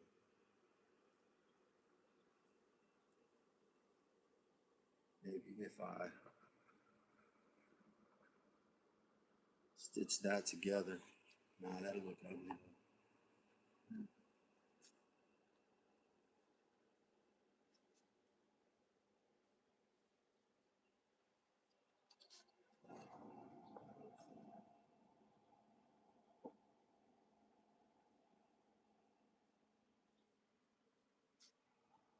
I may need to get this thing down to size before I worry about that. A couple things that need to be done right.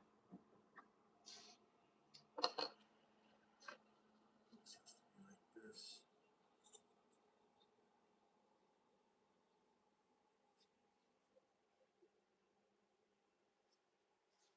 Same thing on the back.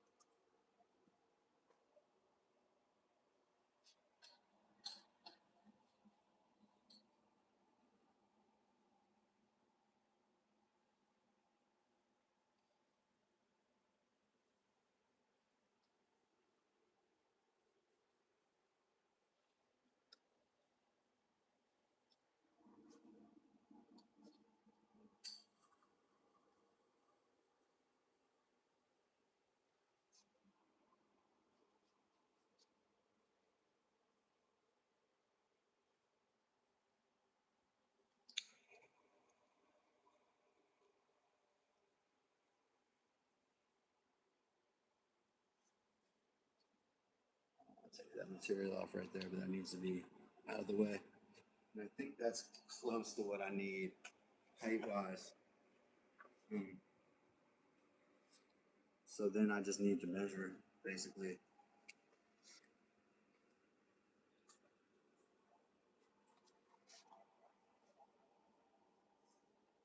Hey, it's Luke out of here, man. Appreciate you being here, man. Appreciate your support for my channel. Shout out Luke over there in Dublin. Sorry about my terrible Irish accent. I'll spare everybody.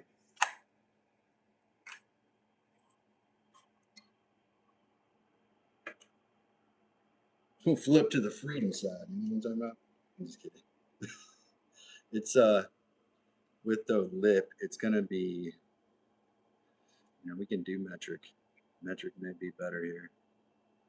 It's like 9, almost exactly. I'm gonna say 10, 10.2 centimeters in the middle.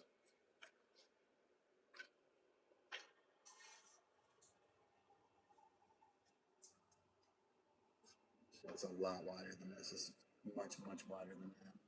Even leaving a little bit of give, like I've got a lot of material here. So this is what I want to do next is actually scrape this buckskin on here. So it kind of matches that, because with this like two-tone look here, it doesn't really match this. So I'm gonna scrape this a little bit. Thankfully I got my scraping knife here.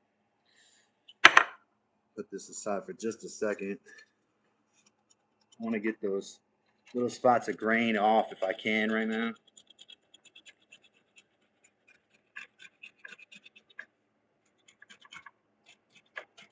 I think it's all from the same hide. So this is all from the same pieces of buckskin. It just like they've been away from each other for a while.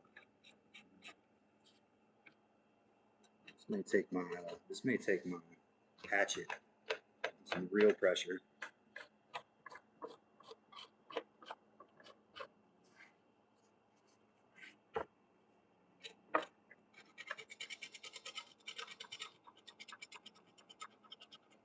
It's not working so well.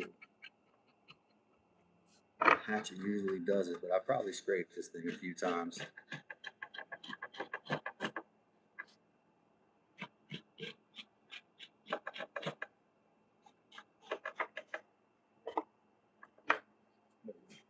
We'll do that for now. Call that a day for that. All right, what'd I say? 11.5 millimeters. Now I gotta measure it again. my brain.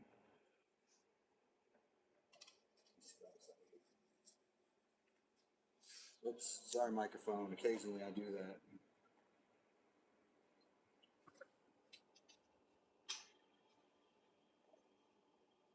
All right. Resuming measurements.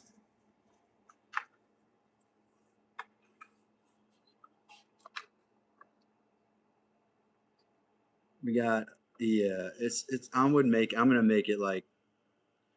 make it like 12 centimeters at its widest, I think. Which means I can take about 1.5 centimeters out of each side. So I'm gonna take like a little my awl here. I'm gonna mark that, and then I'm gonna take my wing divider and actually go on each side, try to do it precisely. Find the widest spot on here.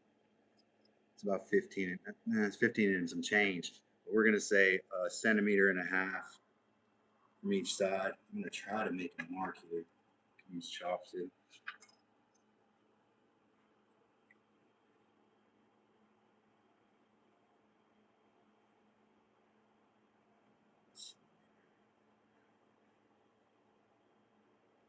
It's not super important that this is exact, but we're gonna try to do it with some exactitude.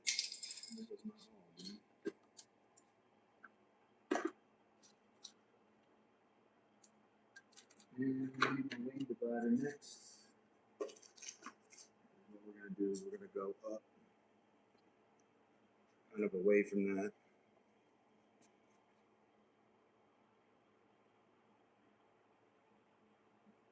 Follow the contour of the thing for now. I know it's not perfect.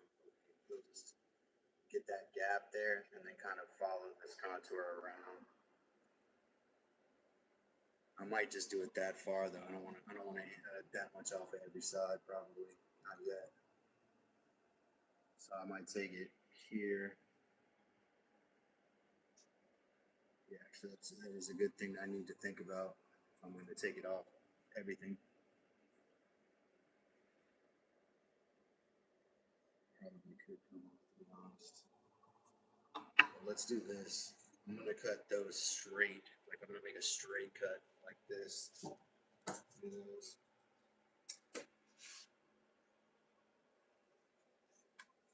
And then I'll round it off in a minute.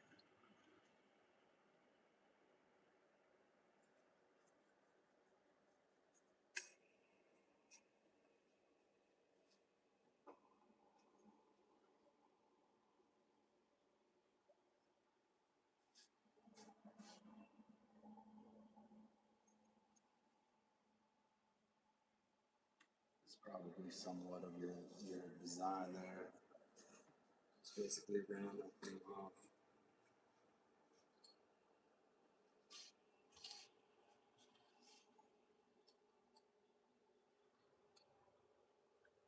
So it's too long.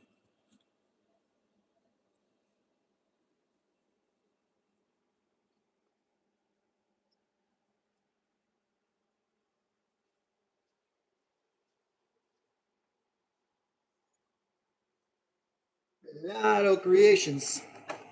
He said, "Hey Kevin, just been trying to catch up on a bunch of projects. Let me go back a second."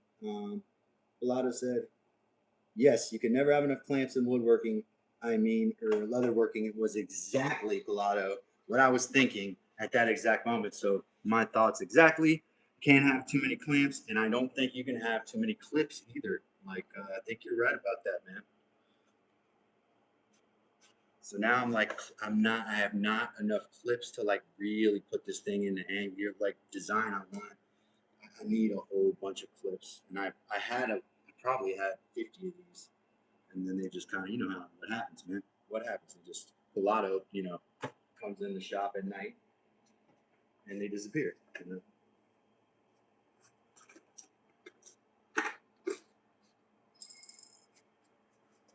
Do my best to find stuff. I've been cleaning up around here, but then I get counteracted. My best efforts counteracted.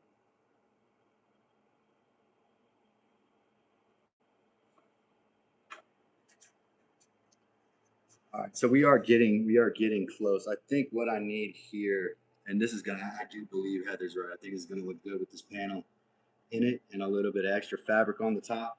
It's gonna be elegant in, a hobo way. But if that's a thing, you could be an elegant. Can you be an elegant hobo? Yes, they mysteriously disappear. See, that's exactly what I'm talking about. Except for you are my go-to blame for that. And then I pray to Saint Anthony. And we find stuff. So I blame you. I pray to Saint Anthony, and then we find whatever it is usually. See, I told you I'm not just regular stitches.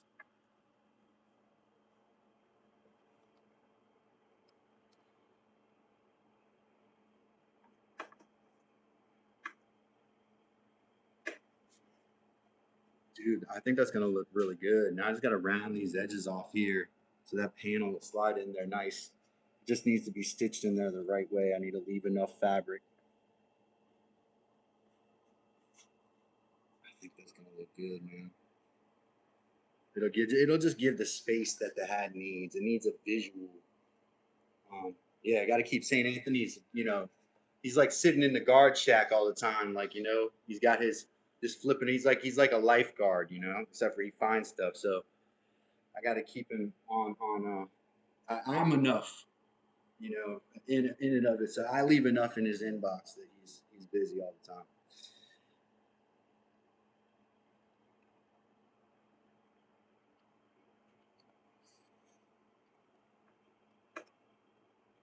All right, that's good. All right, so what I'm going to do is I'm going to take off approximately.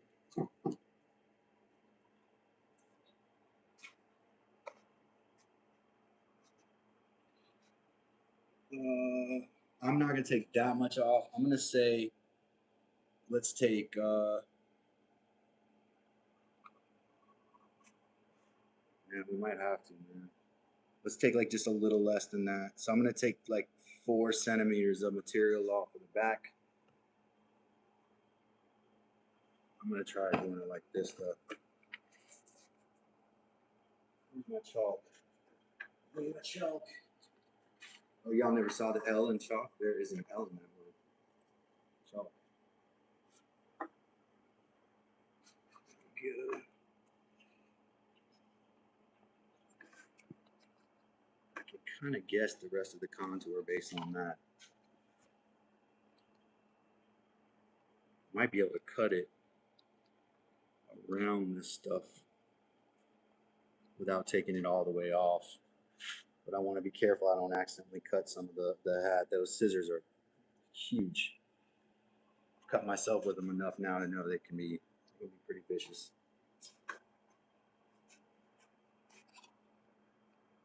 I'm gonna leave a little extra on there. I just am scared to take it all off. I'm like a never nude when it comes to buckskin. Please don't take it all off.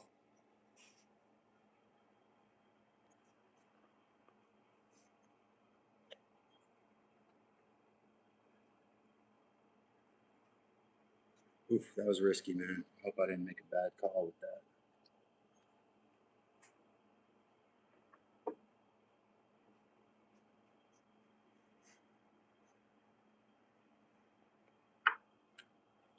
Feels awful small.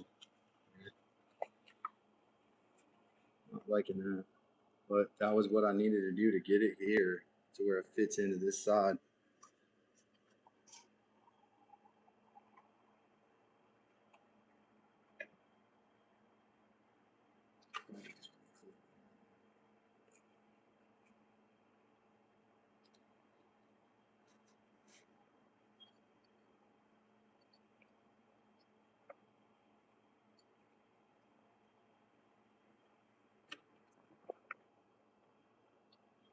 This is tricky, man. Good luck making your own hat, bro. Try it. Wes does it in the place. Bill Clancy also. Good afternoon to everyone in the chat, says Bill. Wes says, so my sweet wife has managed to damage 3 tires beyond repair in a month and a half. Oh no, man. No tire plug possibilities there?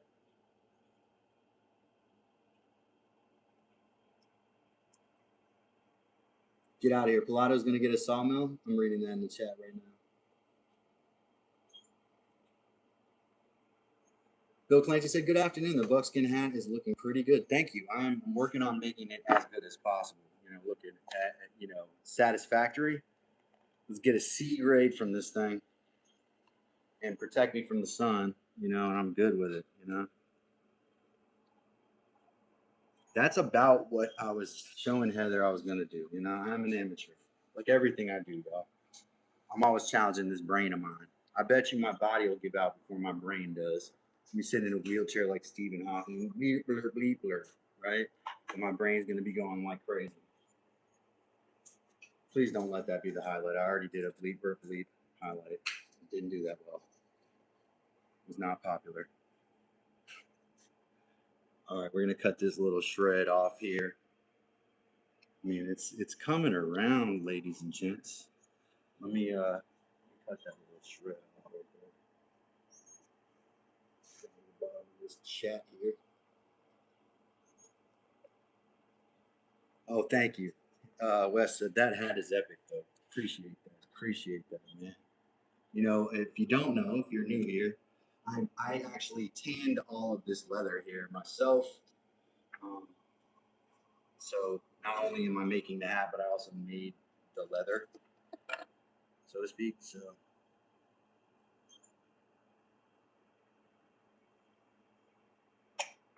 I didn't make the cork. You know, those are made by oak trees. Very special oak trees, those cork oaks. Special material. Wow, look at it, almost in you all's view, it almost looked like it's actually sewn in place. Bolt action rifle. How about a lever action cowboy rifle? That's what it should come with. Unfortunately, I had to give away my lever action rifle. Well, I gave it away to my brother for his 40th birthday. I had a lever action 30-30 I loved so much. Gave it away as a gift. So that's where that panel is going to go. That's where it's going to get sewn, I believe. I'll let Miss Heather pop in it. Um,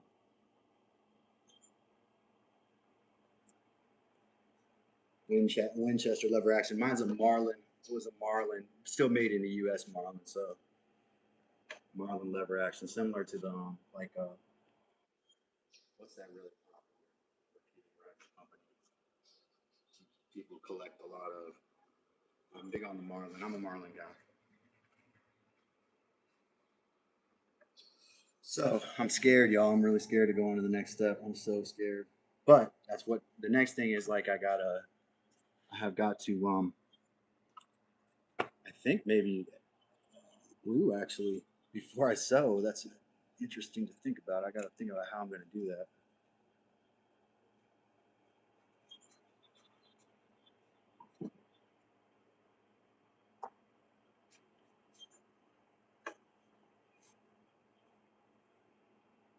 Yeah, the Marlin one, the ones that are a solid wood stock are the pretty ones. And I won't get in. I don't want to get into that. So I'm gonna get myself banned off here talking about it. But I like a pretty firearm too. Oh, and see, y'all see how I'm like Frankenstein stitching this? I'm gonna do this side too. This is all gonna get sewn in. I don't know if I should start doing that today though. Maybe numbers are pretty good.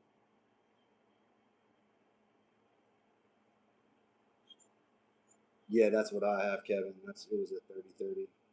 Really, really, really, really good one. Monster Truck. Wes, I don't know what she's driving, but like definitely the AT tires. I know that it's a small vehicle for her.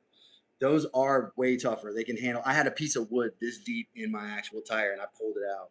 It didn't pierce the internal chamber of the tire, like literally, because I got the most expensive all-terrain tires on my vehicle. So sometimes it's worth it, plus the warranty. And if she has the ability for her to get off the road and have somebody trustworthy plug it, save you guys a bunch of money if you can get a plug kit.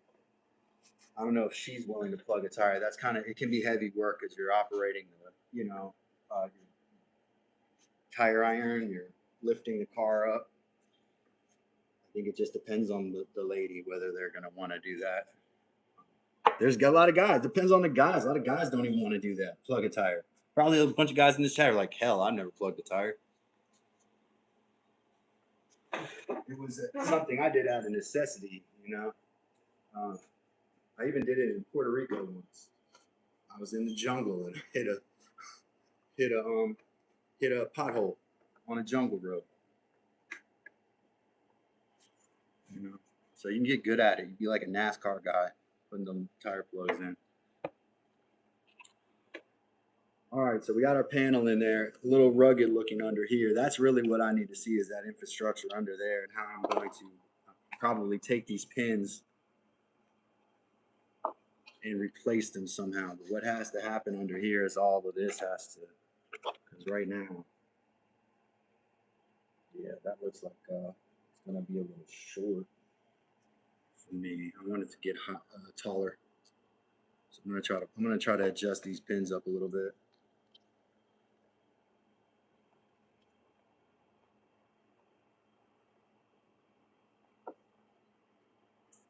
The other thing I'm gonna do is I'm gonna figure out a way to waterproof this, and it may be using beeswax on the entire hat, y'all. I'm willing to coat this entire hat with beeswax if I have to waterproof it. The suede should last, but if I use some sort of a coating like that, though it's going to change, it's going to mess with how the color appears.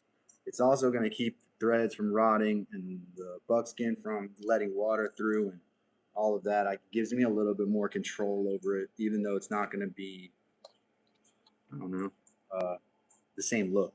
Because once the beeswax is applied, it's going to look different.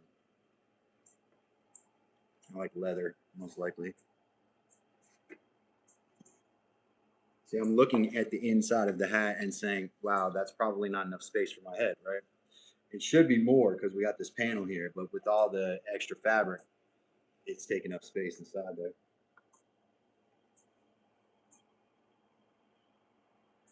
No, I'm not going to sell it to you, man. I already have stuff packed for you all, and it's in boxes and stuff. I just haven't shipped it, man.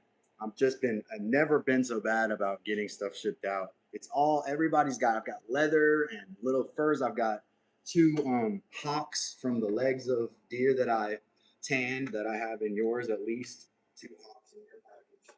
So it just hasn't gone out.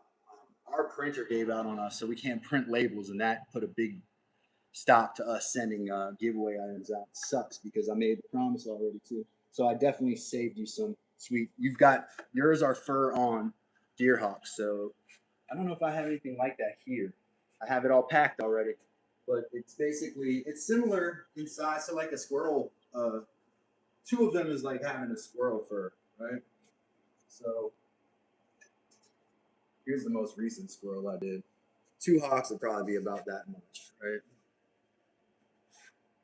Similar to it, relatively.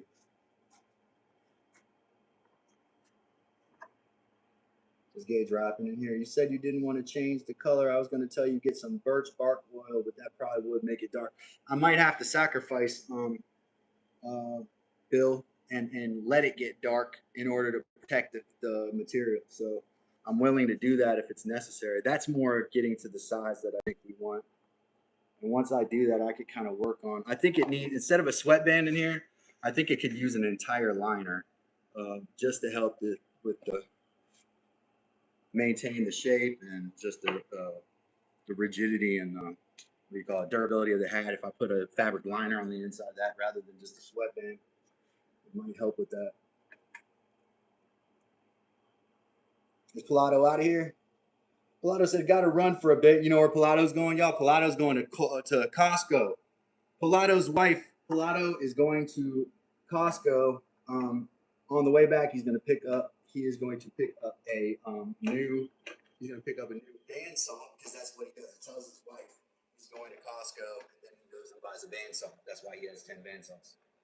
So see you later, Pilato.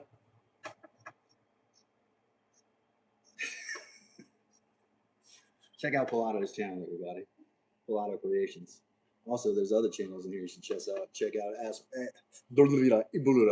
She sells seashells by the seashore. She sells seashells for sure. She sells seashells by the seashore. She sells seashells for sure. Check out Wes Does It's channel. At Pilato Creations, as I mentioned. Kevin L, you got a channel? Who else has a channel? This is like a month record in my last month, the number of viewers I got right now. But the hat does look good, and I definitely have worked my tail off to make this hat. So I am proud of it for sure, and I am going to take my time and make sure that this is done well, as good as well as right as correctly as possible as I can. You know, all I can do is what I can do. But I think that panel's going to work in there. It's kind of sitting a little bit lower though than I wanted. I want it up higher, so I'm going to try to adjust it up. Like this already fell out right here. This already fell out. I want it like up here.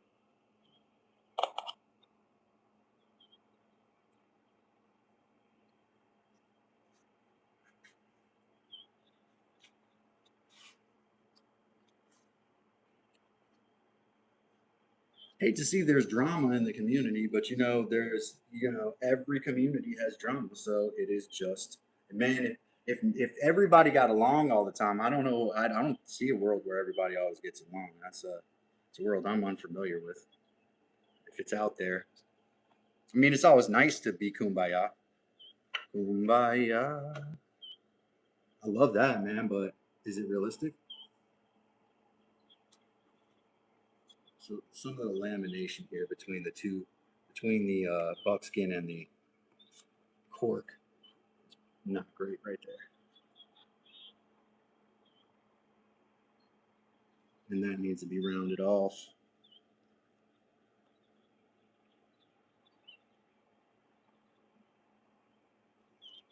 Maybe if I start with those sides and then work, start by stitching these sides carefully without stabbing myself a million times, because I could see myself getting stabbed a whole bunch doing this.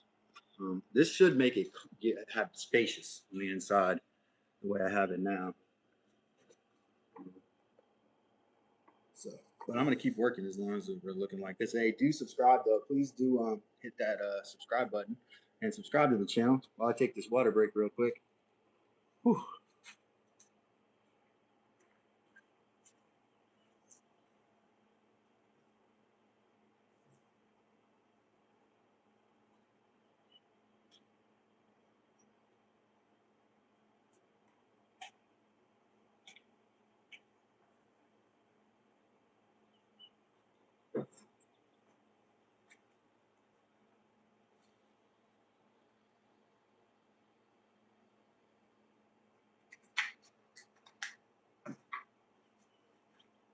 Hey, back.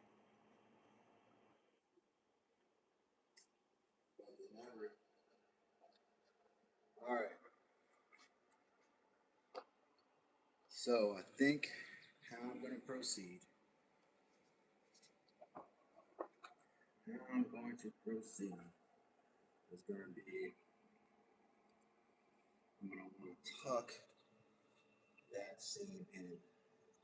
I want adhesive too. I'm just wondering how I glue and sew this. I think maybe I get it in the contour I want here. And then I go ahead and actually glue that in place maybe. Heather, interrupt me if I'm going to do something stupid here. Carrie! Hell yeah, Carrie in the house. Welcome, Carrie. See the grow box is back as well. That's nice to see. What's going on here?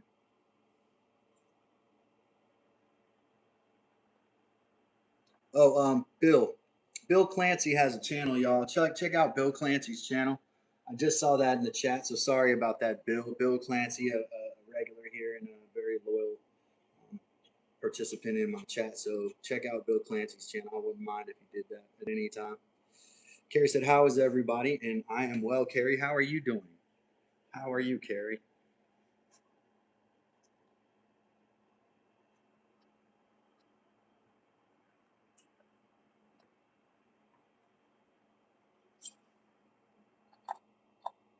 You like my scissors, Carrie?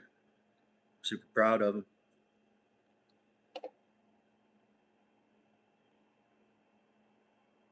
I feel the way about these scissors that I felt when oh, don't tell me I just cut that.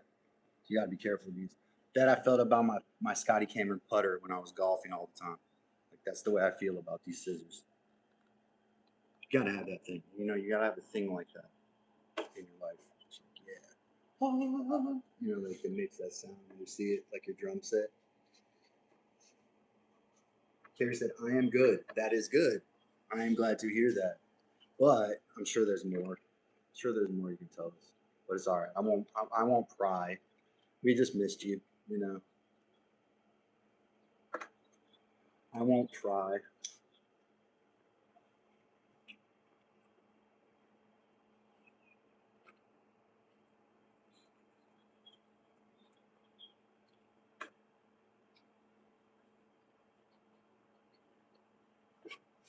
I'm trying to do, y'all, just adjust this thing to where it's even.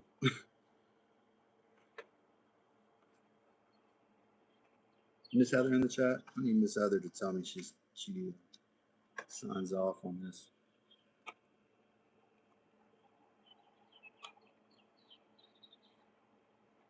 Looks like the same height, man.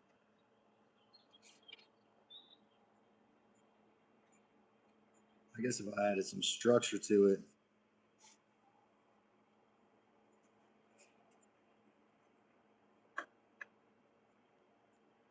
Oh, Bill said my channel is nowhere near as good as your channel. Don't compare your beginning to anyone else's to anyone else's middle. Someone told me that. You know, it's not. It's. Look, man, we started today. We were. Poof, I was having like first week I ever live stream numbers. You know what I mean? So.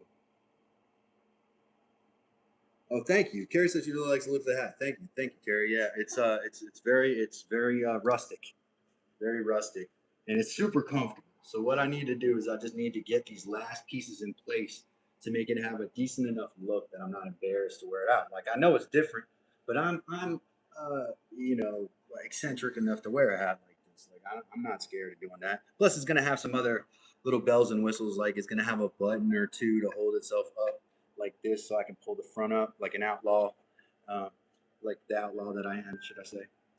And it's gonna have you know, someone I don't know, was it Kevin who brought up braided rawhide around the outside here, or something, or a hat, a ribbon or something around that area. So it's gonna be dressed up some more, and it's gonna get better, I think. It was a big challenge for me to cut through the middle of my wet form leather and put this piece in. Like that was a challenge to overcome today.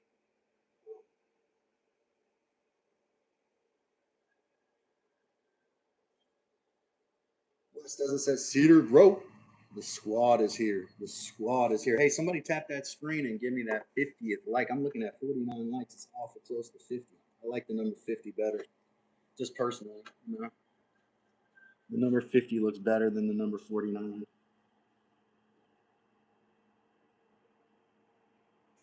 It's prettier. It's prettier.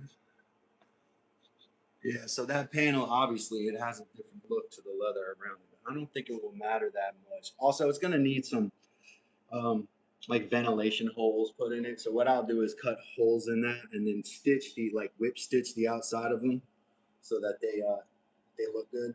Like there's going to be a bunch of more stitching. I like the top stitching a lot. I've always been a fan of top stitching. So since I recently learned to sew, I've been doing a lot of it, saddle stitching and stuff like that, practicing with it a lot, to get myself where I'm at now. It's all right, Bill. Your channel can be simple, and we you know we all have our approach. You know, it takes all sorts, right, Bill? Am I wrong? Like a crocodile Dundee hat. Yeah, even if it went up like this, it'd be like the Aussie military hat, right? Well, yeah.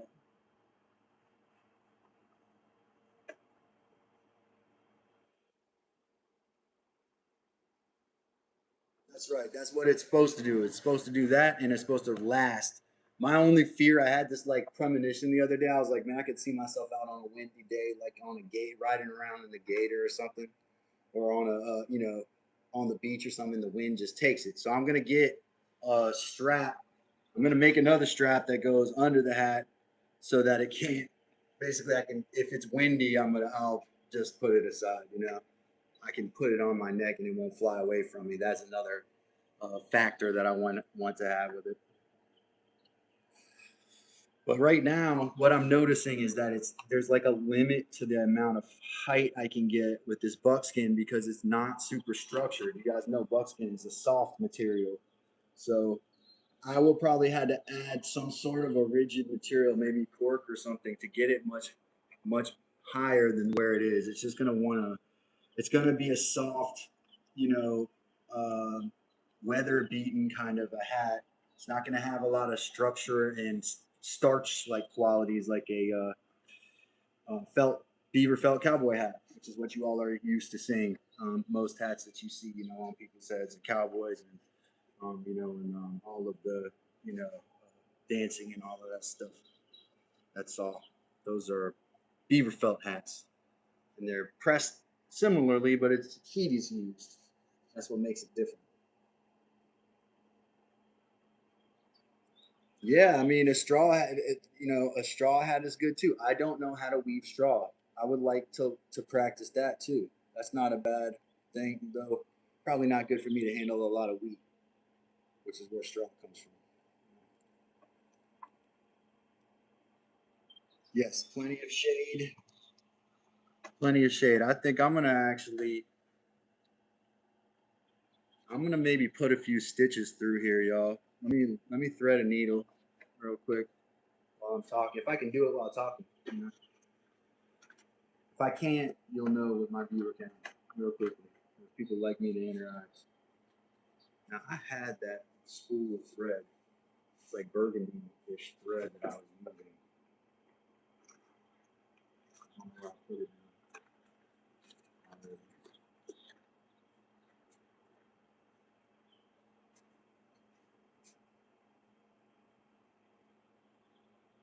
Oh, Carrie's out of here. Well, you take care, Carrie. We're glad to have you. We're glad to have you. We'll see how much I get through. I've been live for a long time here. Like for me, I don't go live for. I know some folks got some incredible endurance. They go live for 5, 6 hours at a time. Hey, see, Carrie with the flex. That's the membership flex. 8 months. That's what I'm talking about. Thank you, thank you. And there's a couple other people in here. There you go, Wes with the kapow. Look at that, 8 months. Look at that membership. Look at that loyalty. See, YouTube should reward that kind of stuff, man. I will reward it with a. I should do a commemorative drum roll for sure wherever at my. There we go. Because both of y'all. Oh, what? Thank you, Carrie. We love you. We love you too. I'm gonna do a drum roll for that and for those flexes, membership flexes. One more. I like that muted sound. It's like against the fellow right now. Sounds like a marching snare. I love it. What? Thank you. Wes does it with the $10 super chat. Give him another little marching snare. There we go. $10 super chat. That's what's up, man. That's what's up. Thank you, thank you, thank you. Thank you, everybody.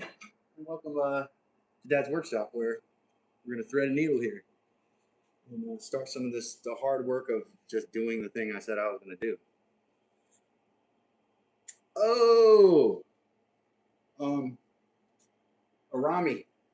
Arami's in the house.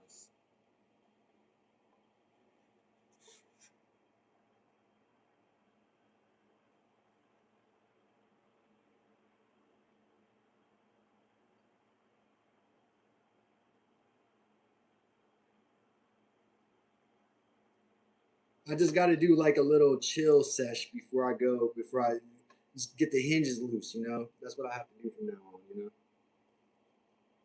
Carrie, we'll see you later. Carrie, thank you for the $20 too. Appreciate you. Thanks for popping in. I'm glad to see you.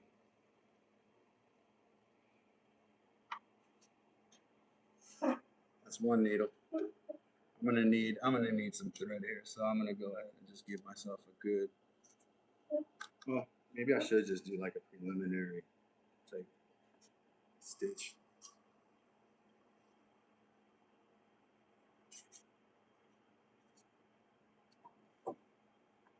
I'm working on this hat, which is made out of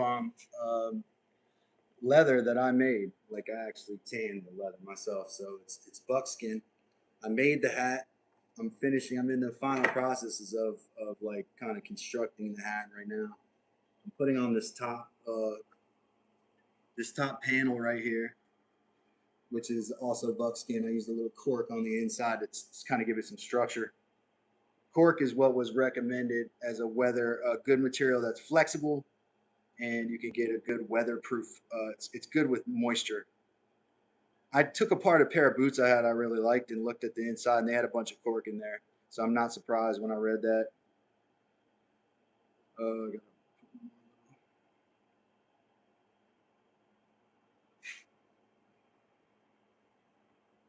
So yeah, a buckskin hat is what I'm working on, and people have been really cool hanging out today. I appreciate everybody in the place here hanging out. I'm gonna try not to be boring. If I get a little boring, I'll roll out, and I won't bother y'all with it. Right now, what I want to do is I want to sew some of this in. I got to be careful though. I don't want to put a ton of holes in this that aren't going to be in there forever. So, wow, I'm actually a little hesitant because I'd like to go at it and actually get a real even like measurement with exactitude, maybe using a slicker and going across the side. But I don't know if it's ever gonna, even if I did that, if that would even do it, because we're dealing with a asymmetrical object here. It's not symmetrical at all. What I want to do now is just secure this piece in without gluing it, because I can glue as well. But I want these seams to be open in case I need them for something else. So I'm wanting to sew preliminarily right now and give myself a basic structure for this hat. That's where I'm at with it. So I hope that helps everybody understand what's going on. I appreciate all the likes today and all folks and the love, which is the donations and stuff thrown my way. Much appreciated, Wes and Carrie, for those, and then also flexing their memberships. Memberships are important. If you do want to become a member, there's like should be a little dollar sign at the bottom of your screen. I do a lot of members first stuff. So whenever I make a video, it's members first.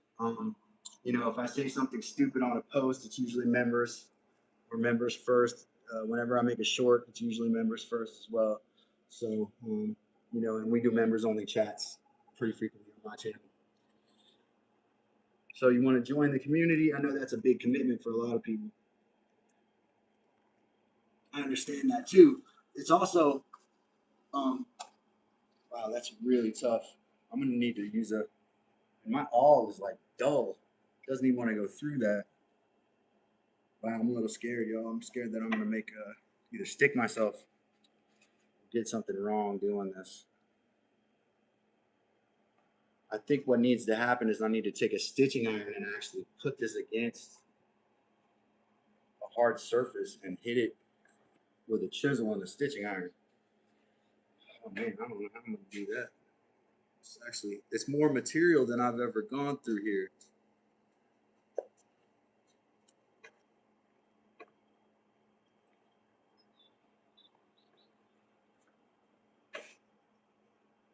How can I do that? Who's got an idea? How do I do this? My form is not the right size, so I can't put it up against the form really. How do I get my awl or my needle through that? It's not sharp enough. It's not going to penetrate 2 layers of buckskin and then another layer of buckskin, a layer of cork, and then another layer of buckskin. I've got it. I'm going to have to use a chisel for that.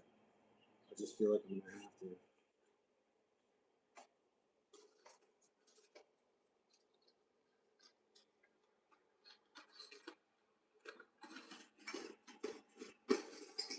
I have a single stitching iron somewhere.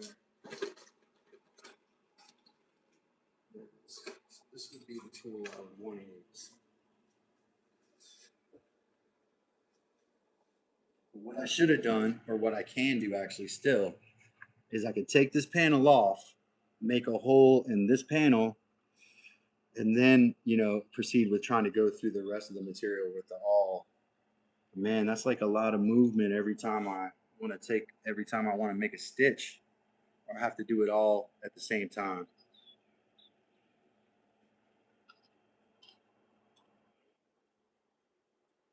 If there's any possible way.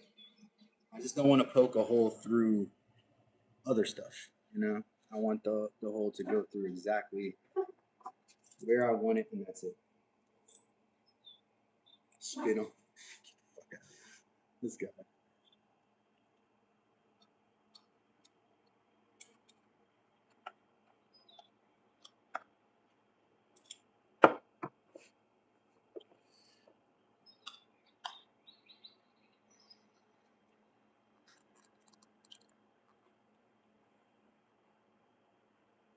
Let's see if this works. A little force. A little force. Did I leave my mallet inside? No, I did not. We're gonna give this a try here. I'm gonna try to punch this hole through these layers without hitting the rest of the.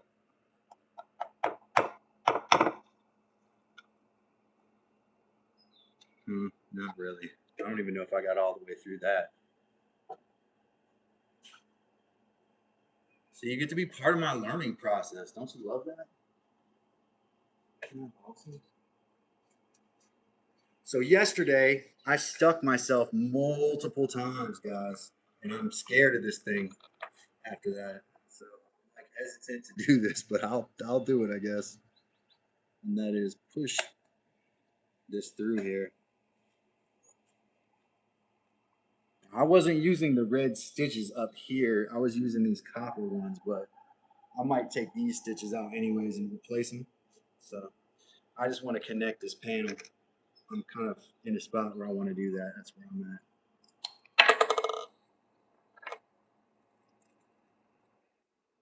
There we go. See, it closed up.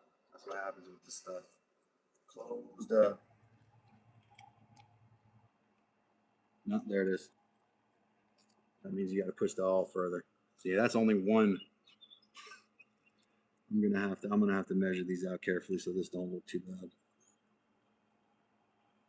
All right, that's just getting my needle in. I gotta actually have a second hole to do a back stitch.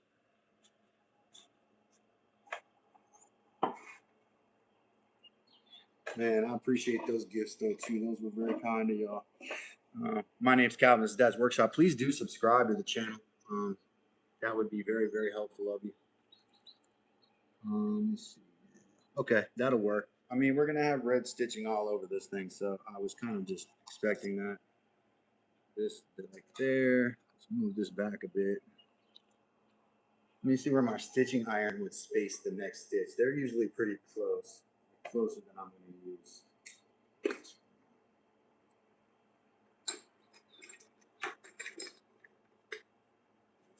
These are pretty close here.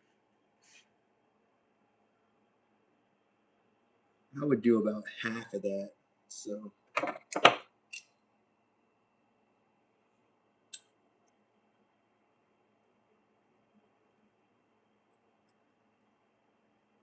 Yeah, that's a good gap for me. I'll do that, but I'm not going to make more holes than that up here. I'm going to go with that to start. And then getting them even on the other side too, I'm going to have to line it up the same way, because when you're pushing through multiple materials, your awl or the blade or the needle, it always wants to move around at an angle. It's how you stick yourself too, because you're trying to push through. But you have to make sure that your gap is kind of in the same spot on the other side, or you'll end up with these really wacky lines. And I mean, I've done it. I have some on this exact hat. So, you know, you live and you learn. But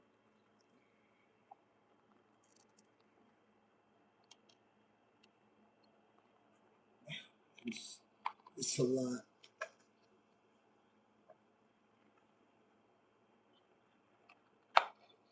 See how much effort that took? I've been doing strength every day.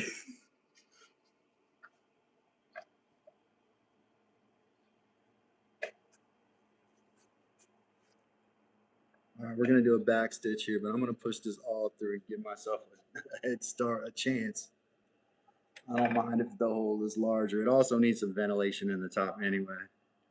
I sweat a lot, so let's do this. Let's go back through here. It's kind of like a little bit like a saddle stitch, but it's a back stitch because we need to get a lock our stitch in place. Oh, come on. See, this is what I mean. It's even hard to find it in the other direction. There we go. Well, that's not it either. This was how I got yesterday, doing this exact thing. So it takes a lot of using of the awl. You have to be patient.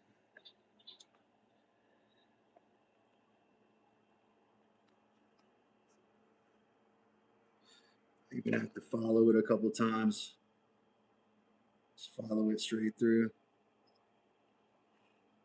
The needle will get you, and I got cut yesterday for sure. So I'm not hating that stitch. I'm gonna tell you that. I'm not hating that if that's the way that the stitch comes out, if that's the style that the hat comes out to. So Crafts with Other B, welcome. Welcome, welcome. So the next stitch, I'm gonna do this very, very deliberately this whole time too. And I think probably I'm gonna want to do some extra like hemming over somehow because I don't want this ugly stuff to be visible. This may just be this is just a preliminary stitch, I think. I have to think that because it's not gonna look good if it's just, I don't know. I have to see what it looks like when I finish. See how clean I can make it. It was really hard to get those two in, so.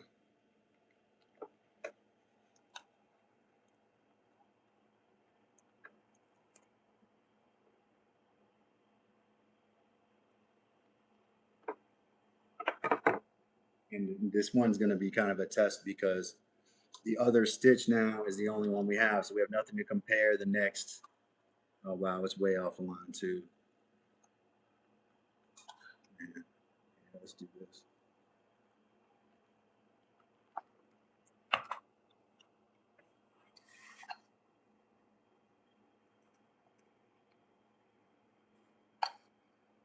Yeah, this would be like the first saddle stitch here because this will come back through the same hole and we'll pull it tight.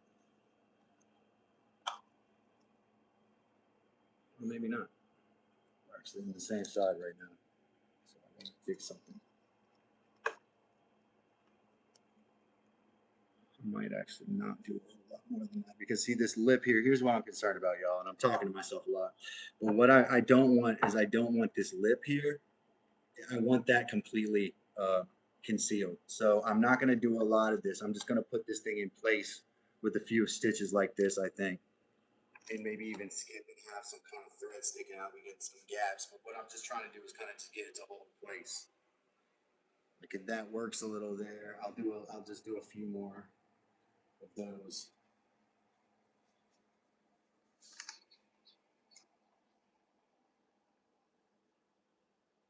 Yeah, I was running pickets through the planer and they're like dripping wet. You think I should wait? We ran pickets, fence pickets through the planer, and they're dripping wet. Um, like, what is the material that you're dealing with? Too, I'm curious.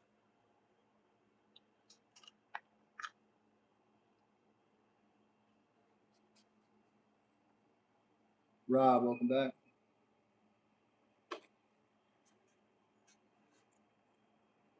Says Miss Heather. I didn't know he was gone.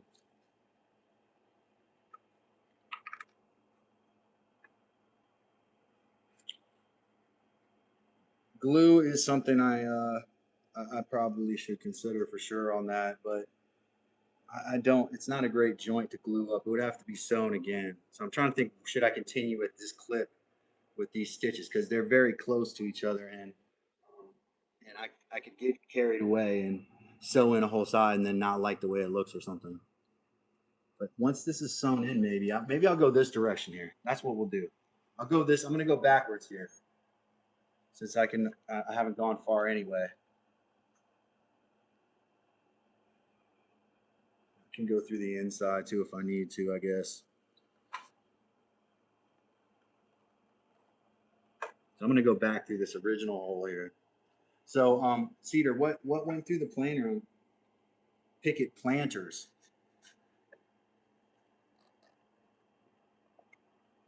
You said it went through the plane. Put them through the planer, like a surface planer, a thickness planer. If they're dripping wet, is it water that they're wet with, or are they wet with whatever the Yeah, don't put wet stuff through your planer. It's gonna get your planer blade rusty. You know. Yeah, stop doing that, and then I would say like maybe open the housing on your planer and make sure it's dry in there. If they're dripping wet, like as you described, I'm trying to freak you out. I would definitely wait if the wood is super wet, for sure. If you were asking me. All right, so now I'm here. I'd actually rather go forward with this stitch. Rather go forward around this area, and that's what I'm going to try to do just to get this top in.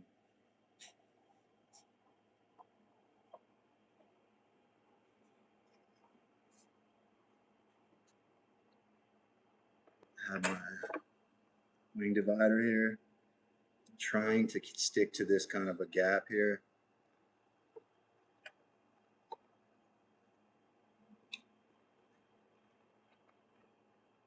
I need to do it on the other side as well here.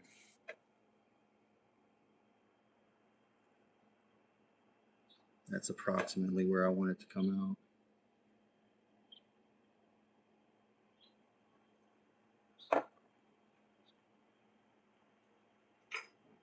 Mark that kind of. This isn't really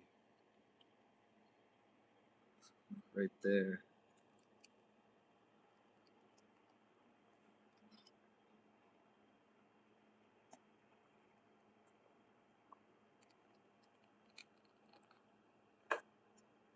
This got me yesterday good, man. Gotta get the right spot too. That's about it. That's about where I want it.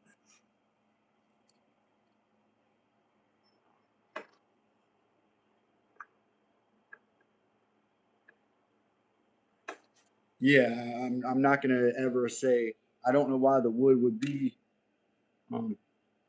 dripping wet. I need more deets, man. Seriously, on that one. That one's curious to me too. Why the pickets would be wet.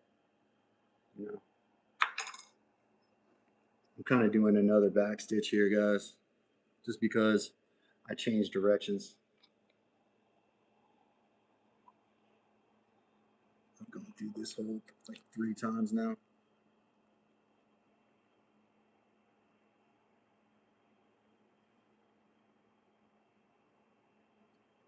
Every time I don't push it enough, I regret it.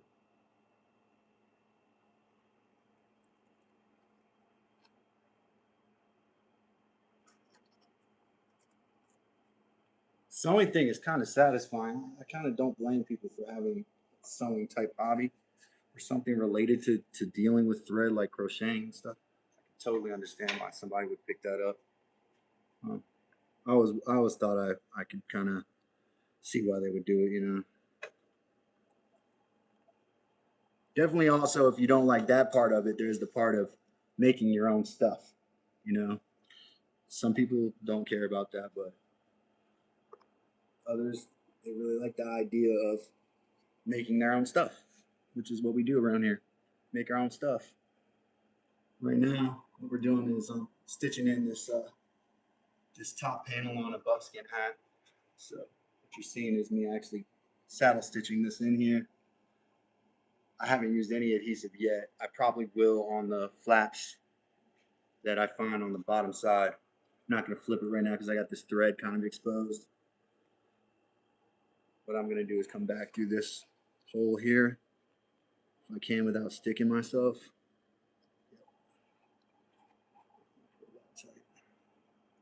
complete that stitch there. Wes doesn't say it's relaxing. See, my voice is even relaxing. That's the way I get when I'm about to fall asleep. But it's exciting because I cut the top of this hat out of with kind of blind faith. I would be able to insert this panel. So hopefully we'll be able to stitch this panel in. You guys can hang out with me while I do. You know. So, yeah, sewing is relaxing. I agree. Unless you stick yourself, right? Like I did yesterday a couple times, and it lost its relaxation quality at that point. But to avoid being negative, yes, it is very relaxing. Now this is going to be a tricky stitch right here. So I think there's even more layers of fabric I'm dealing with.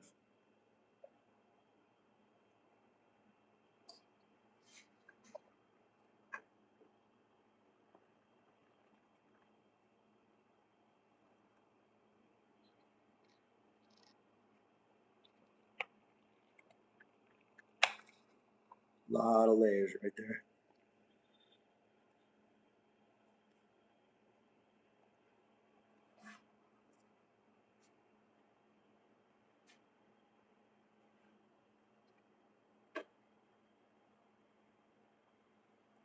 Wes said yesterday was definitely stressful.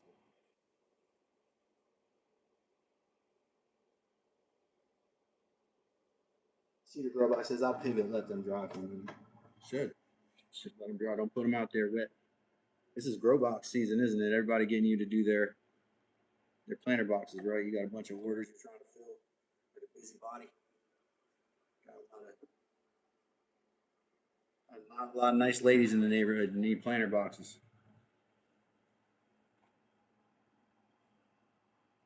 Whoops. Oh, I just swallowed a fly, y'all. I'm so glad you didn't see that. Oh, went down like it just went down my like trachea. Hello. My epiglottis didn't even sense it. It breached the security breach. Ooh, yuck.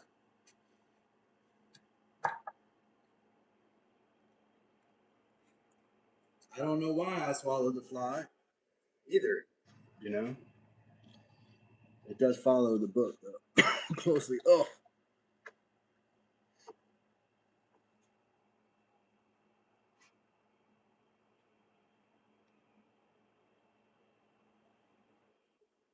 I don't know why he swallowed the fly. Let's gap this one out. Make sure this next one's gapped properly. Miss Heather is busy. Like I know she's super busy doing like dogs and cat stuff. But if you get a second, babe, I am so thirsty. I ran out of liquids a long time ago. Long time ago. Out here in this not really hot, but you know warm enough for my gingerness to be pretty warm. That's how red I was early in this live stream.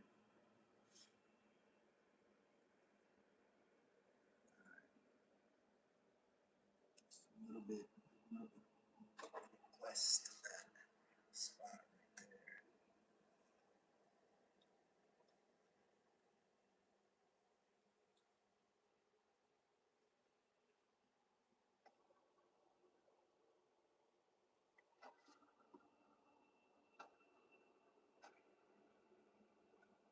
Oh no, I'm tearing up that cork right now. I want to do that.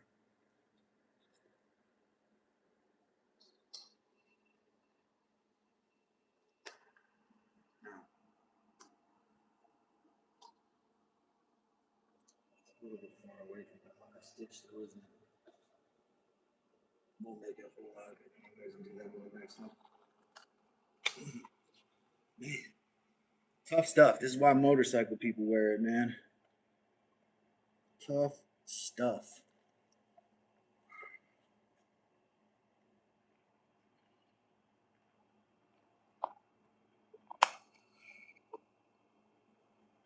Yeah, that's it. All right. Push that all in there a little bit, get a little gapped out.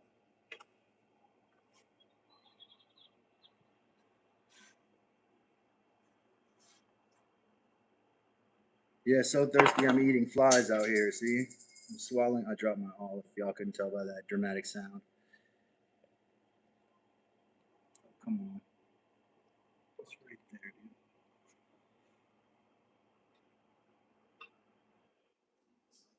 Piece of cork. That's regrettable. No. No.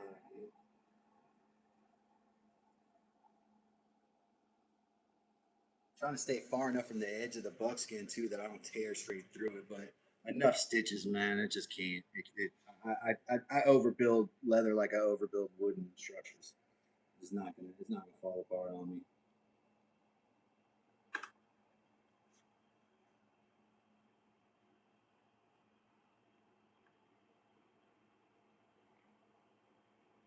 I like this thing like right here. If I can, kind of wish I had my thimble. Actually, this is a job for a thimble. I want this. That little guy got right in a bad spot. That's right. You know, I have this one awl that actually holds a thread, and I think for this application, it might actually be kind of useful. But we're gonna try. I'm not gonna add any more learning curves, to this already pretty tricky sewing situation.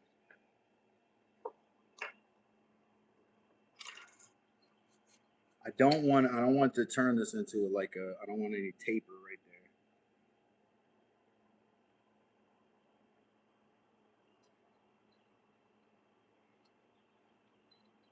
I'm not super happy with the way that looks right there. That's looks awful rough.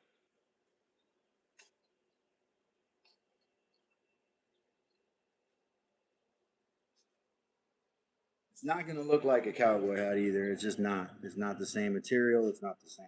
I'm not an expert, milliner. That's what they call that. I didn't know that until recently. I think that's like what my mother's maiden name in French means too. My mom's maiden name Molyneux.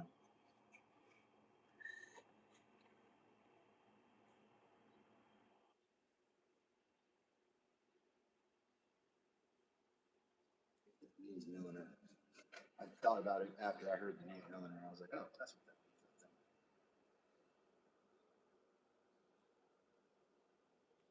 means. Gosh, first of all, my sight, and second of all, why can I not get through this?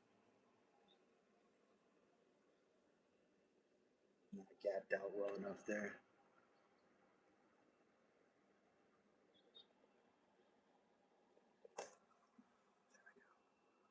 Man, that's where I want to be.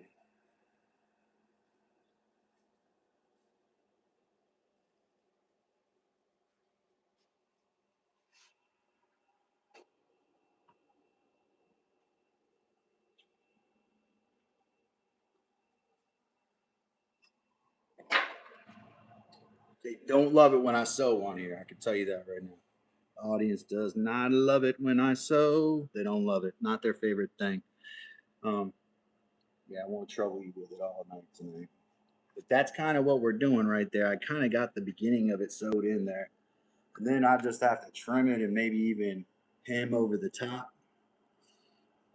Just continue with that same really difficult progression of me putting each individual hole in with the all. I can go for a little bit longer too. I need to rehydrate though. My goodness. And I know Heather's inside busy with the animals, so it's gonna be kind of hard.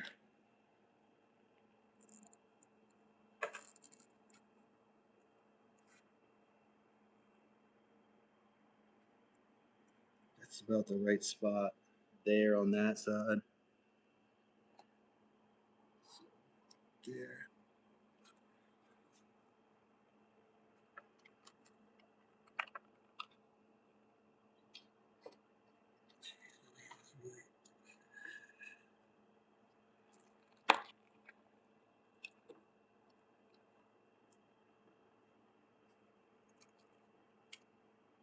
There we go. What else have I done on this channel? It's been laborious. A few things, including making leather, right?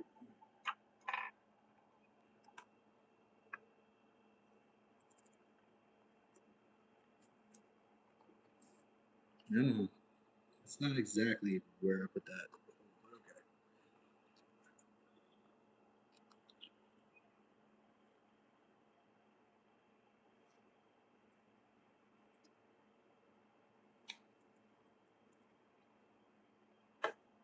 I'm gonna have to use the all for that. Pretty common though. I'll go through one way easily and then have to use the all to find the hole in the other direction.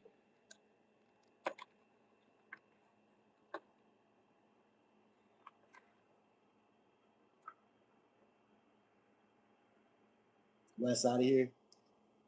Oh, oh, Kevin's out of here. That's what it was. Yeah. I said West of Music City. Might be getting delivered a drink right now. Nice.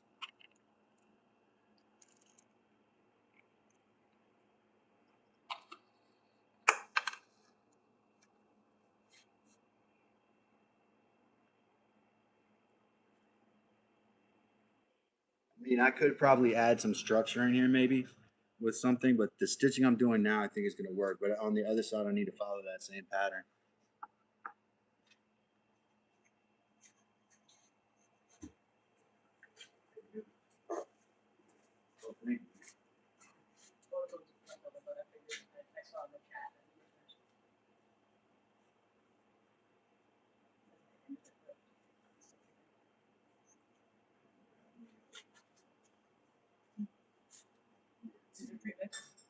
Kind of just you can grab me an energy drink out the fridge either too. Sorry, y'all. Any kind of that would be good. Pull that tight. That's kind of a little. How's it look? Do you see the really stitching? good. This is kind of what I think it's gonna work. Tall. I like. I got. Yeah, I was trying to get it taller. Is it equal on both sides? It's good. That's the idea, you know.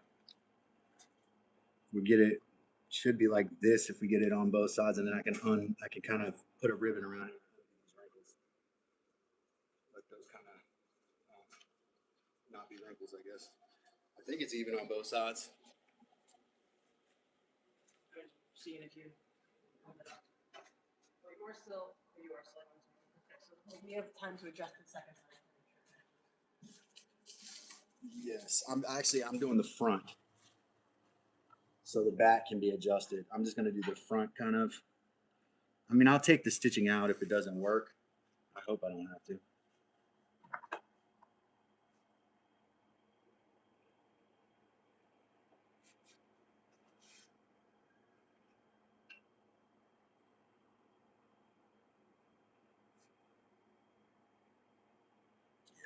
That's gonna work, I think.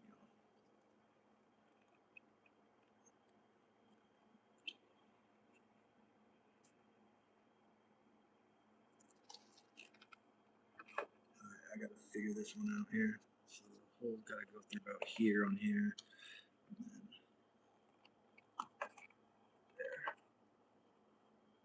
And once you start doing this, you get in the groove of it. It gets less and less difficult, and you get your stitches start to look more and more even and flush, even without using tools that gap them for you.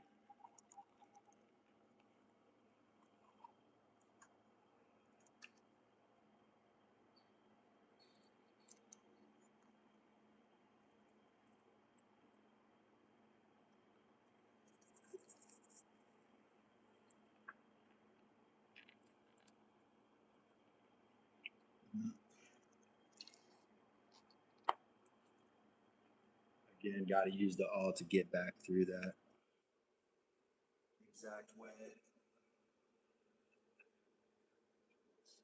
It's tricky, man.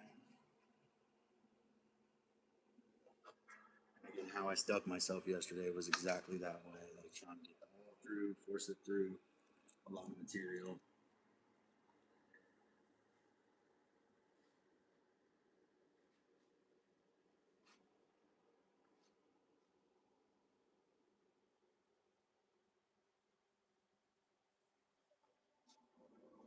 Thanks everybody for hanging out. Appreciate you. Do subscribe, please, and double tap the screen to like. I am going to take a little section of this side off. It looks a little bit bigger on the right side than the left. Um, So I'll probably take trim a little off of this.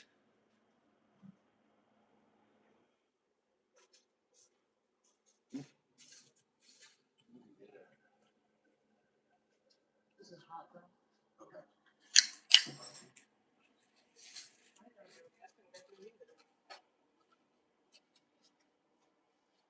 Oh, I just moved that. That's why. And it wasn't to block people, it was to clean around it. Sorry about that, folks.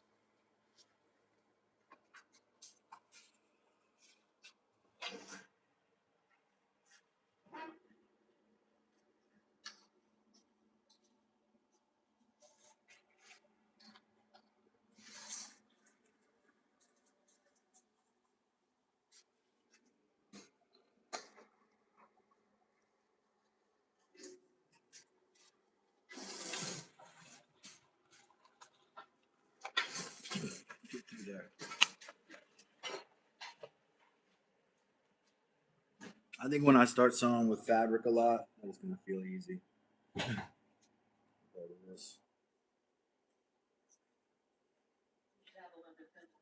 I do have a thimble around here somewhere. A thimble that you made with buckskin that goes around your finger. Oh, really? That's what I mean. Yeah. I've got one they sent me, but it's cheapo. Yeah, it's too small.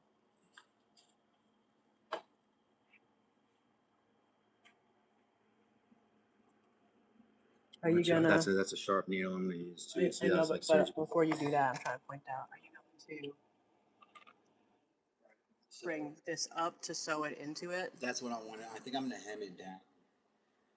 I would maybe, because these things are gonna get caught in the middle. Oh, those stitches? Those should be able to be pulled out. They're not even Well, you like need there's them. like running stitches. Oh, Right? well, yeah, but I can read. Yeah. But don't you want to do this part first? Just pinch it like just a little bit more. Oh, yeah, actually, that looks good. Because then you can finish your stitch over here. This stitch is like right about to not, Yeah. this is going to be exposed or going to get the holes. But if you can tighten that up. Here, put a clip on it. Well, you know what? Yeah, It's on put the that inside. Clip. Yeah, put that clip on it. I'll move this one up.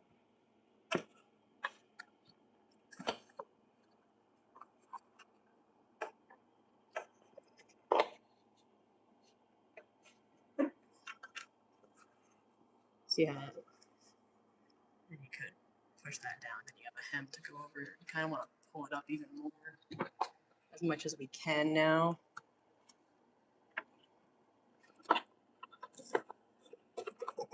Sorry, not to. Yeah, it's tighter in there. That's what you were trying to do, Yeah, right? so I would maybe sew that one real tight, tighten the whole way down. So, like, do a whip stitch around there? In here. Oh, saddle stitch. But Yeah, I don't know what the stitches are. Yeah. Because I would do, just sorry, not to like stop where you are, because right where you're about to hit, So if I you would have keep to going, you'd want to stop and pull this one in. That way this is tight. So Well, then let me when go through this stitch, and I can move the needle down to that area. I don't want to. I shouldn't have to thread. Do I have to rethread a little? I don't know. I would assume so, Um, but I don't know. okay. In case it's different, you know more. I just know regular.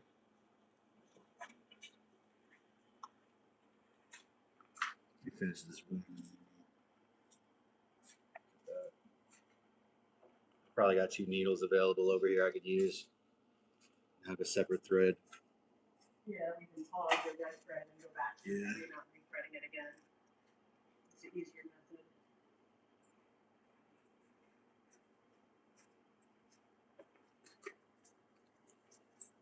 It's not going to be. Oh, I guess it could be same color. Man, I'm sucked to run out of this stuff though. So what Heather's telling me to do is I need to actually go ahead and stitch this cinched in area on the front. Is that the front or the back? That's the front, I believe. Yeah, that's the front. Stitch that now. She believes it's imperative that I do that now, so I'm gonna go ahead and do that.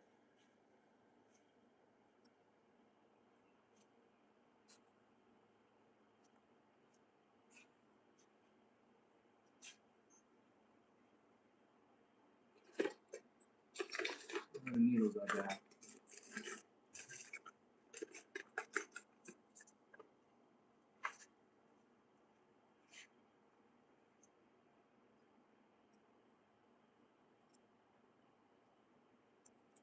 These are like heavy duty needles, I know that for sure. These ones will stick you, but also they'll get through. Here's one, and I got another smaller one over there.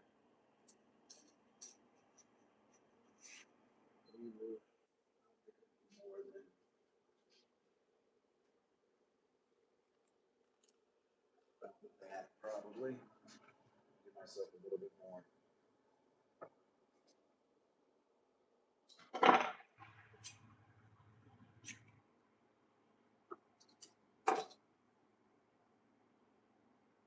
Guess who's back? Back again. Roy.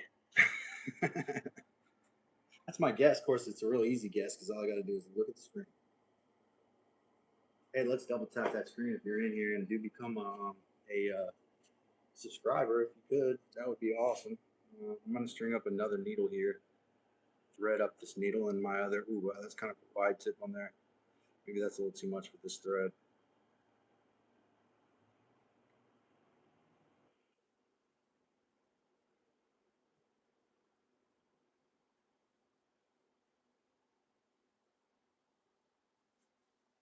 I need to stitch this one spot right here in the front, and it's kind of pinched. The fabric's pinched together.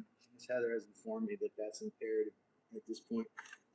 Pilato must be back from Pilato must be back from stopping to get a bandsaw from a guy on Facebook Marketplace. I mean, going to Costco. I am using a waxed linen thread. Waxed linen. And it's probably not real linen. It's probably a polyester type blend, but it's waxed, and that's the important part because when you're sewing leather, you want to use a waxed thread. It's less likely to tear through the material, and it's more waterproof. So leather items need to be more durable, and waxed thread is more durable.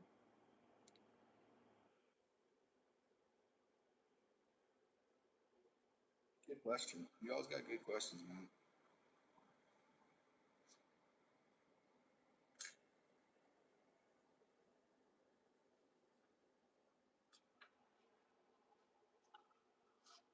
So I'm gonna pin these aside so I don't get stuck with them. Real quick, I'm gonna pin them like maybe up in here. Pin the business end of these guys. That's what I've been doing recently. It's worked for me. And then just kind of pin those aside there. That's what I want. Just get out of my way. Get out of my way for a second.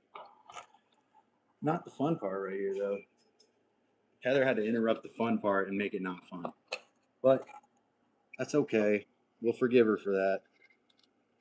This is almost going to be invisible. Like, this is a hard spot. Man, I used a hook needle to thread this last time. I don't think I have my curved needle with me. Dang. I might be able to turn it inside out. I don't want to try too much. But I could probably stitch it like this.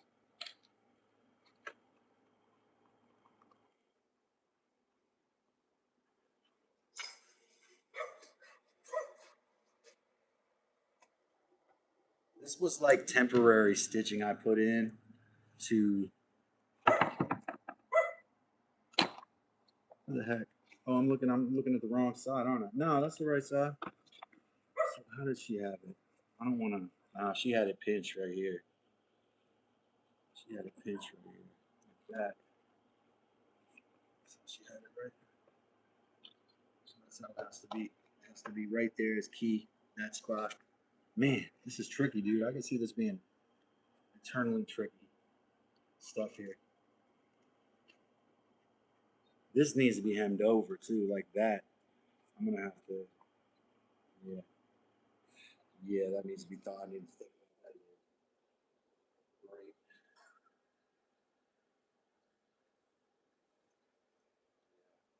I mean, that is right. That fly got me a couple minutes ago, y'all. Don't swallow flies; they're bad for you. It hurts.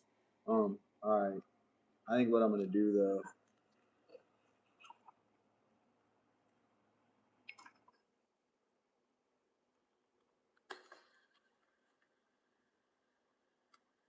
The aesthetics of this stitch right here is not gonna matter very much. I'm gonna start with a little shy of where I think it needs to be.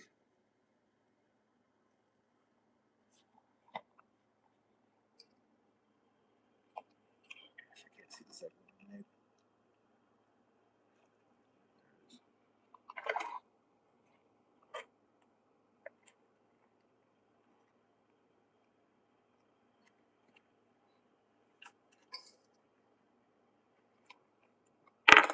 Doing a back stitch here. I'm trying to, without sticking myself.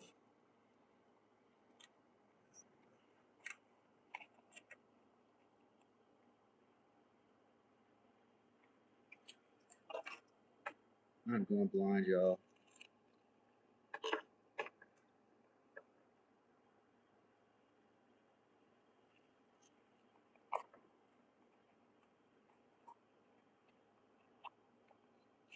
I don't know how that's even cinching like that, but it is. So we need to go back through here, make our kind of first saddle stitch tight.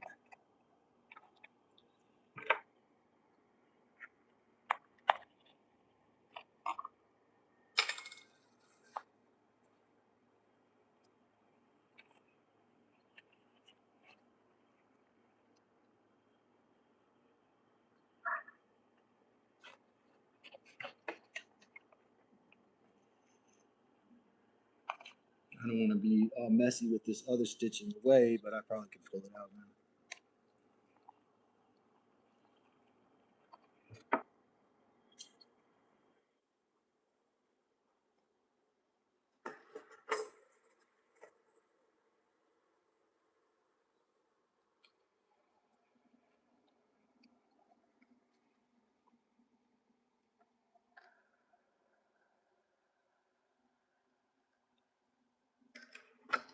So that's not enough. Not enough, obviously. This needs to be pinned because I'm going to lose my shape if I don't do that.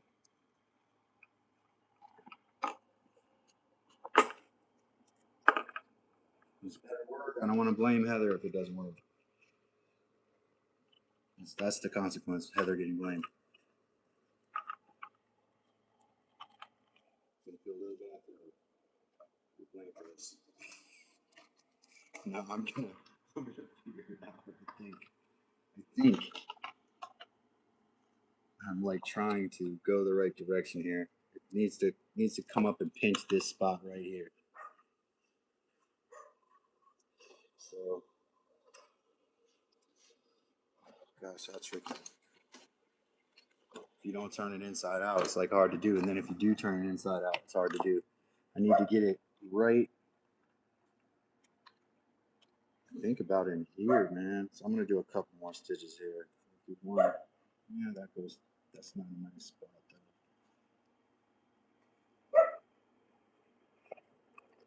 though. That's the original from the last.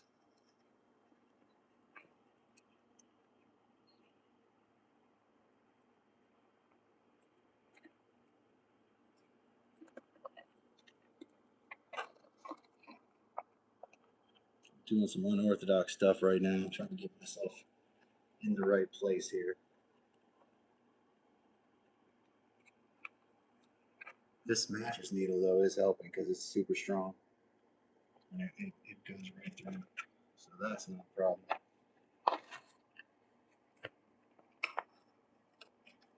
It's mattress needles. Mattress.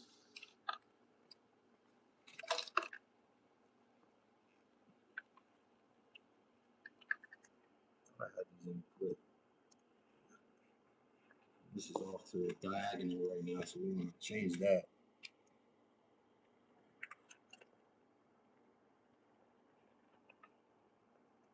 There we go. Little at a time, I think is what it takes, man. You just got to secure little bits of it at a time.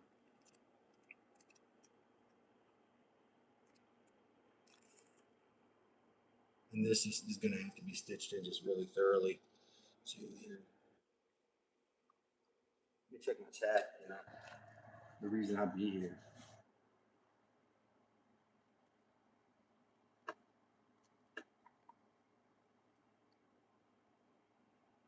Yeah, I did not mean to eat that fly.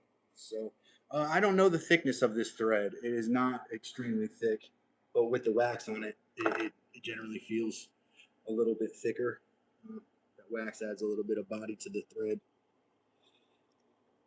So let me continue on here because I think I'm almost where I need to be to.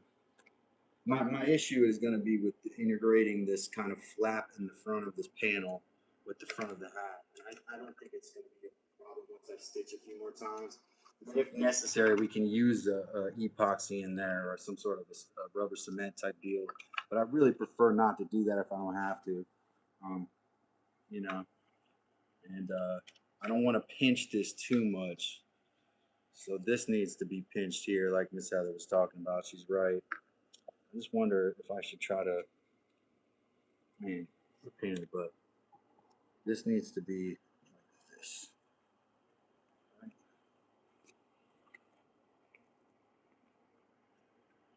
Yeah, like that.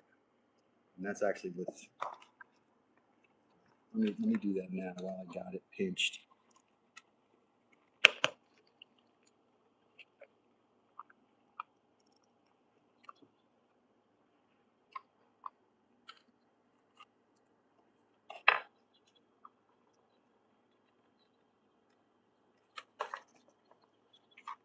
Ah, lost it.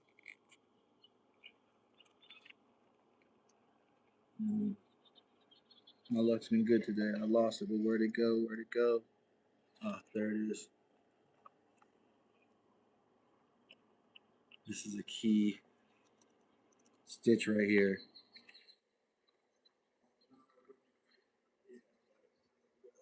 I mean, I made the thing. It's like it's huge now. I mean, so you can't really miss it. It closes a little.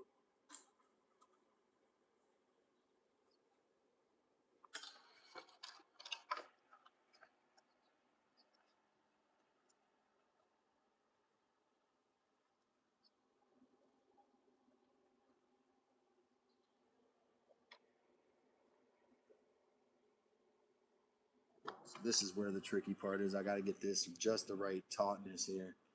I think a couple more stitches coming back this direction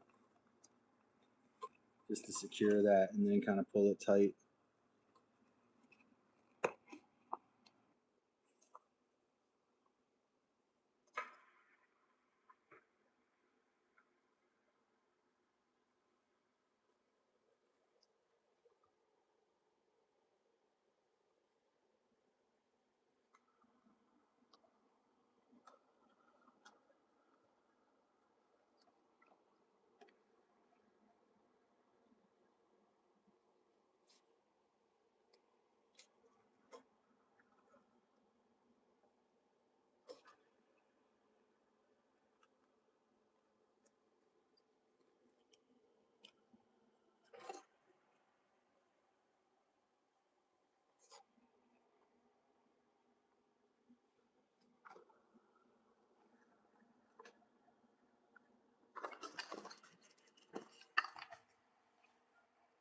All right, so tying it off now, I think I can actually tie it tight enough that it'll actually conceal the lip of that thing. Now, I'm not going to like that look very much, so hopefully I can find a way to get around that look.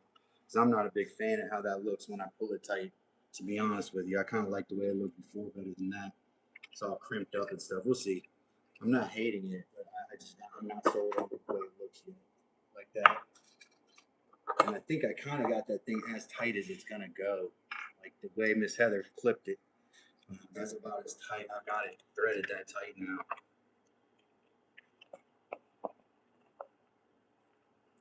A couple more, just tie it off here.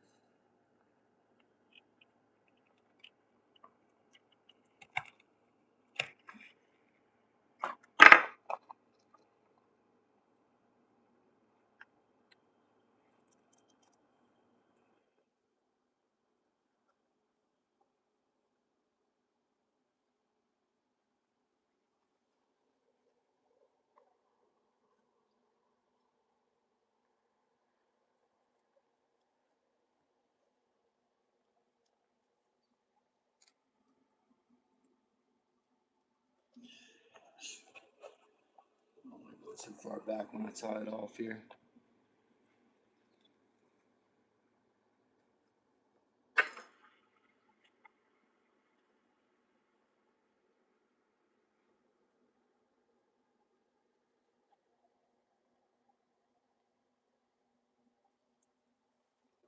No, it's not go through.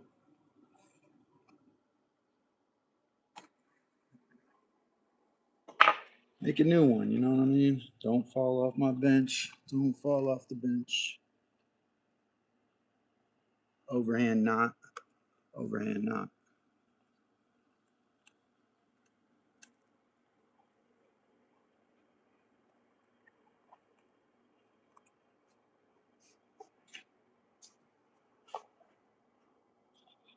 Easy peasy. Lemon squeezy. Oh, I just dropped.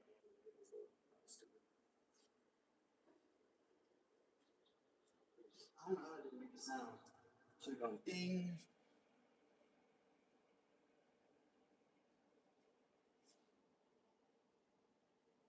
So now that I've tied that off, there's going to be a little loose thread, but it's tight enough that it's going to conceal the front of this assembly here. I think Miss Heather can be the judge of that. That's what she wanted me to do, though, basically. And actually, I do kind of like the way it looks. It doesn't look terrible. So Miss Heather, she can check that out. I did my homework, though.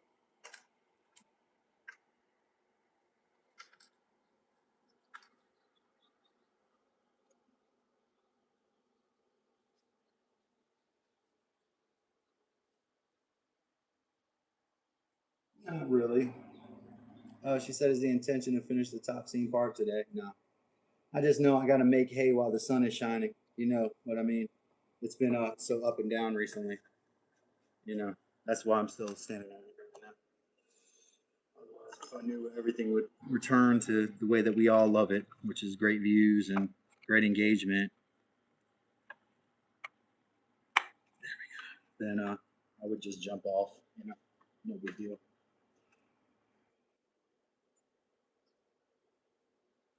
Clean on the outside, cream on the inside. Ice cream paint job. You know the one. I got that.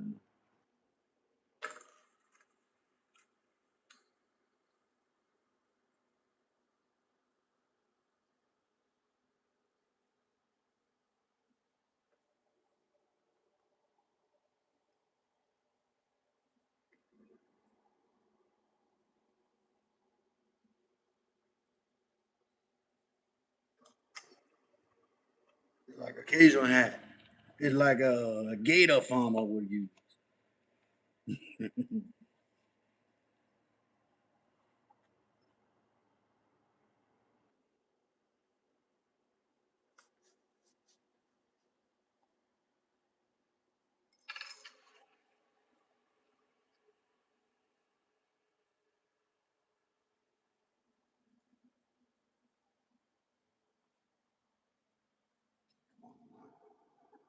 Come on now.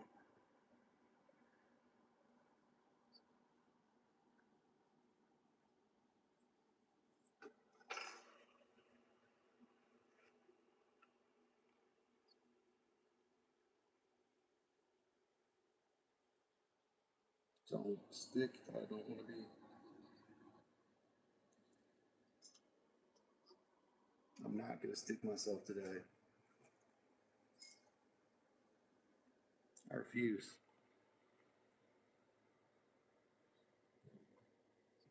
Whatever it takes is my motto. To not stick myself. It is a little bit higher on the other side, isn't it? Take it down a little bit.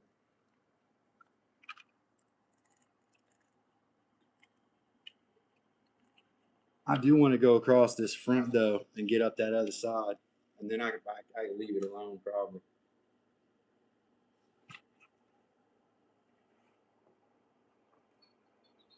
I might leave it alone now, depending on. Oh, 86 likes. We're so definitely close to 100 likes. I don't know how many subs we got. Hopefully, we got a few subs today, man. We definitely needed them. 300% lower than last month. So we're trying to get some subs. Sub to the channel, please, ladies and gentlemen. We love you. We wanna be here for you, but you gotta sub so that you can get these, you know, alerts and pop in and hang out and learn some of these cool crafty skills that we got around here in this community. We have a ton of them. You know, hang out for a little while and you can see. Double tap that screen and like this video, and also become, you know, a subscriber to the channel so that you can just stay on top of all of this awesome, super valuable content. And I say that without a hint of joke in my voice, because to me, DIY, crafting your own materials and the satisfaction that comes from doing something by hand like that is truly, truly one of life's pleasures. I don't know what I would do without it, you know? So it is coming. I am kind of coming to a stopping point here. What I will do is I will put this needle through here, go back a stitch. Maybe I won't do that. I pulled that tight, right? That's what I'm going to do. I want to come up this side. It's what I really like to do, but I also don't want to rush that because I can see it's a little bit of discrepancy in height. I can take a look at that later. Maybe fix that later. Let me see if I can get across here without having any kind of without having a heart attack on everybody and making this thing look like a bonnet or something, because I'm worried it's going to get all cinched up. Because I'm doing a saddle stitch here. If I did a French stitch, would just be a pinch, right? And I could still do that probably.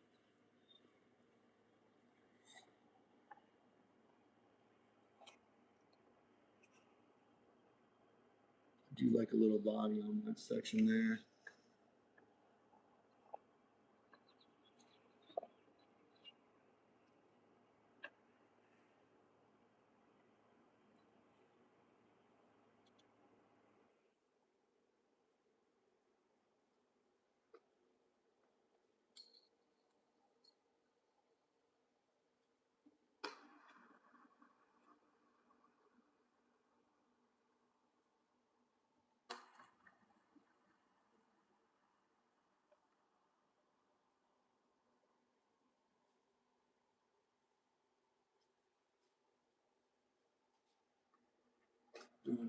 Doing a French pinch. I think you're talking about a French tickler. Is that legal? Sorry if I just made somebody ill.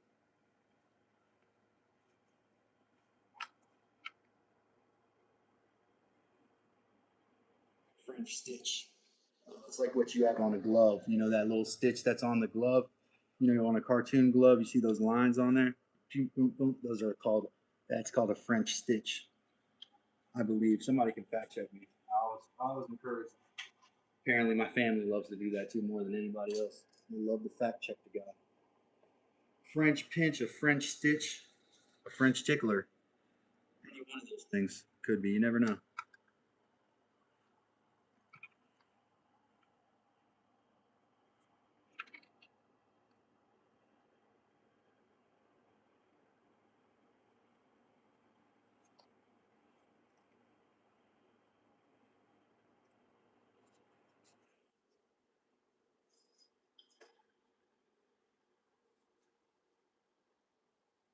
I'm just trying to be very precise with these holes that I'm punching through with this awl. They're just really hard to control.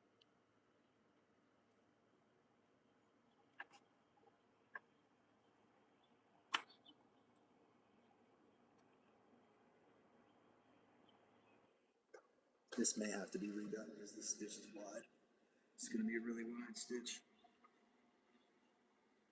Matter of fact, I don't even like that at all.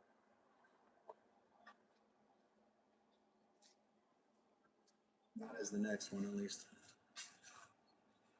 Lotto said a French pinch. I said a French tickler. Is that the same thing? French pinch, is that legal? Pinch, stitch, something. Pinch, stitch. So here's what I'm struggling with right here, babe. I can't get this. I want this hole to go right. Actually, it might even come from around me. needs to go. See, I got that song in my head. Don't do that. Don't get 80s songs stuck in my head, Heather. You started it. You started the No. whole lyric. You said, Get out of my dreams and into my car. that's different. That's Billy Ocean, right? Isn't that? No, that's what we looked up last night. That one was it Billy Ocean? Was that I Billy didn't know Ocean? the name of the guy. What are you doing? That song stuck in my head. It's really hard for me to see here. Trying to make an intermediate stitch between that and that right there. See, I'm being overseen by a lady, a sewing person, overseeing my sewing. Hey, Carnage. Carnage is in He the said, house. I wish I had. I can't sing it now. I can't get a tune. What is it? He's But doing. it's not Jesse's girl. You're the one you always sing is I think Stacy's Stacy's mom, yeah. But I can see you getting those two songs confused for sure. They're in the similar vein. So everyone's doing their own 80s lyrics. I wish I had Jesse's girl, and then Plato said, I think we're alone. It's going good, man. How are you doing, Carnage? Carnage said, how's my day going? It's going good. These numbers are, I'm not going to complain. These are better numbers than a lot of us have experienced in some time. So I'm trying to ride this little wave for a little while. Hopefully other people get the same experience and they fix something, in the algorithm. I don't know. Right now, though, Carnage, what I'm doing is actually putting together a buckskin hat here.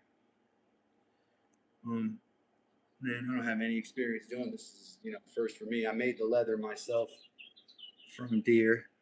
Several deer, actually. This is probably like 2 different deer.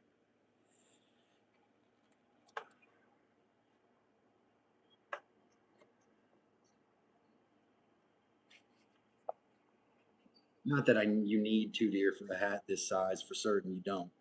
But just because it was what was like available without cutting up another hide, I probably used 2 different deer on this.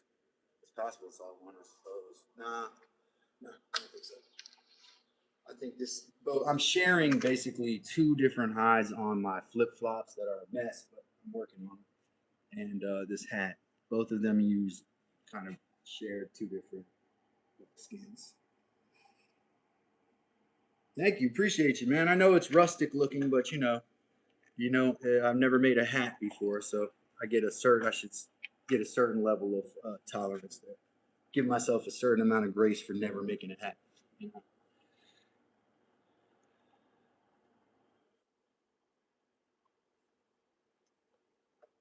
I've been practicing the sewing stuff, doing the leather, taking the leather that I have made and turning it into various things. So the sewing skills, I was like pretty sure I could get it to hat level, if I practiced a little bit. It's going to be a backwards saddle stitch here because now I just dropped that.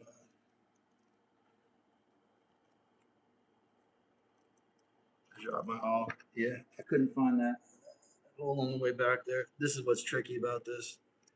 It's difficult to find these. This really should be around here.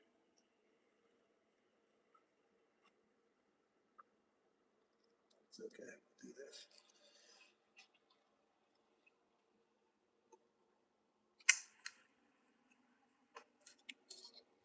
We're gonna back stitch right here.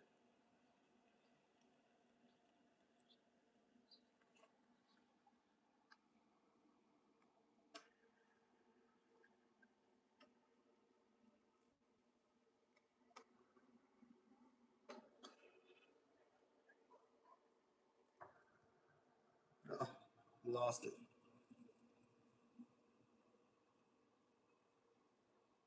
Man, it is kind of hard. I'm not gonna lie to you. It is kind of hard. And I'm not. I said I refuse to stick myself today like I did yesterday, multiple times. Multiple times. God bless it. This thing's gonna be like a moon crater by the time I finally find it. Oh my goodness, man.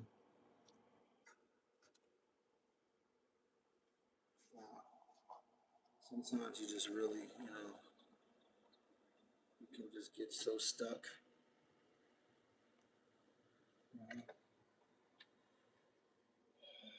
Yeah, it's not good. Moving on.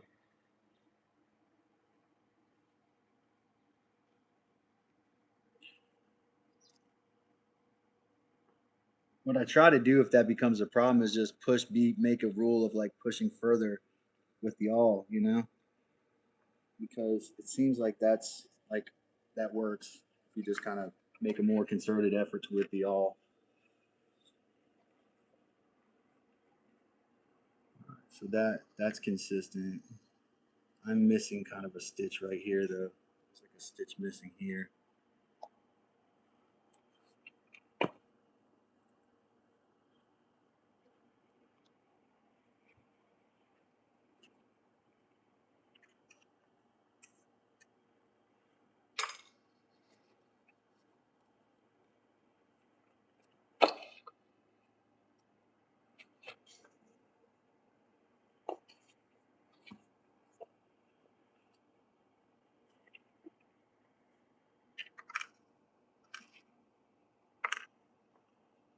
Once I get right here, I think I'll be satisfied. I just kind of want to get to that spot. Sewing in this top panel is definitely, kind of as hard as I thought it would be. I thought it might be a little difficult.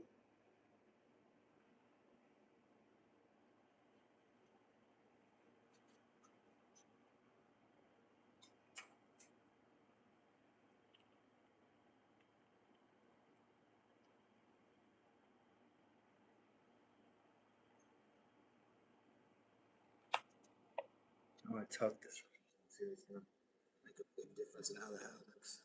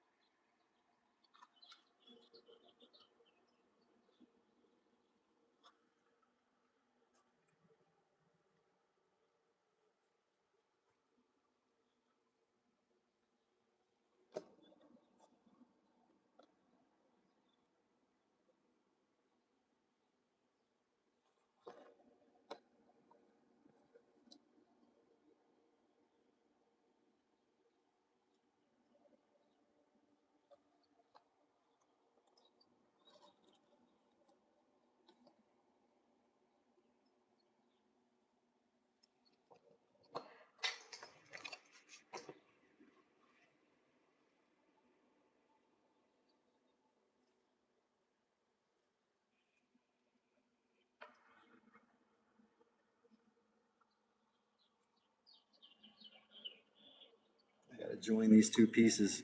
The assembly, this top panel and the side have to be joined here, so I can't be making stitches that don't put those two together.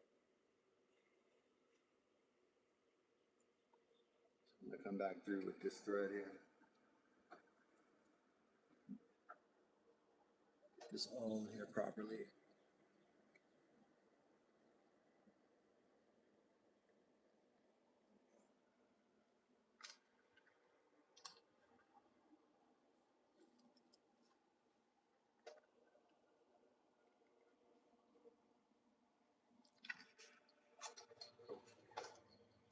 A lot more spacious now inside of the crown of that hat. I think it's getting to where I want it to be. It'll have a lot more bells and whistles.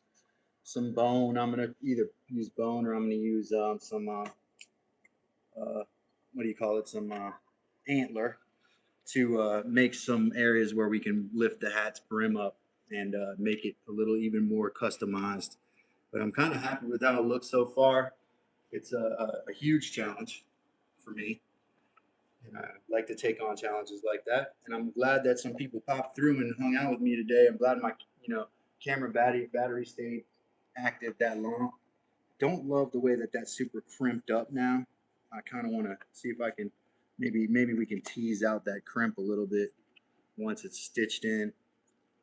But yep, gotta work more on it, and if I have to, I'll take stitches out to adjust it to where it needs to get, and then we'll get some stuff around here and make it look better. But I appreciate y'all being here. My name is Calvin. This is Dad's Workshop, and I appreciate you being here. And please do. Yeah, I could steam it and put it back over my mold again, and try to mold it back into shape. So that's a good point, Carnage. Um, Appreciate everybody being here. Do the next right thing. Please check out someone else's live stream and find a crafter and donate. Just donate a little of your time to checking them out and subscribing. We've been struggling recently, man. They have not thrown a lot of views our way, and I say that I've talked to a number of people, so I feel licensed to say that. And I want everybody to experience growth. We're trying to grow this community. Much love to you too, bro. Thanks for coming, Carnage. Palato, everybody here today. I wish I could go through and name everybody's name. Kevin, Cedar, Rob, Arami, Wes. Gosh, there was just so many in here today. Carrie was in here. Palato, did I say Palato? Carnage, obviously. And then my chat kind of ends that high if I left people out. I think Julie was up in here earlier. We had a good conversation with a whole bunch of people before I even started the crafting stuff. I got Carrie, I got Wes, I got Kevin, I know I'm in Bill Clancy. Check out his. Gagey was in here earlier as well. Just saying names so that people know. And Luke from Ireland, and Mike Osborne, my friend of the program. So shout out to all those people for making today's program so awesome. Please do the next right thing and come back and see us again. We will be back tomorrow.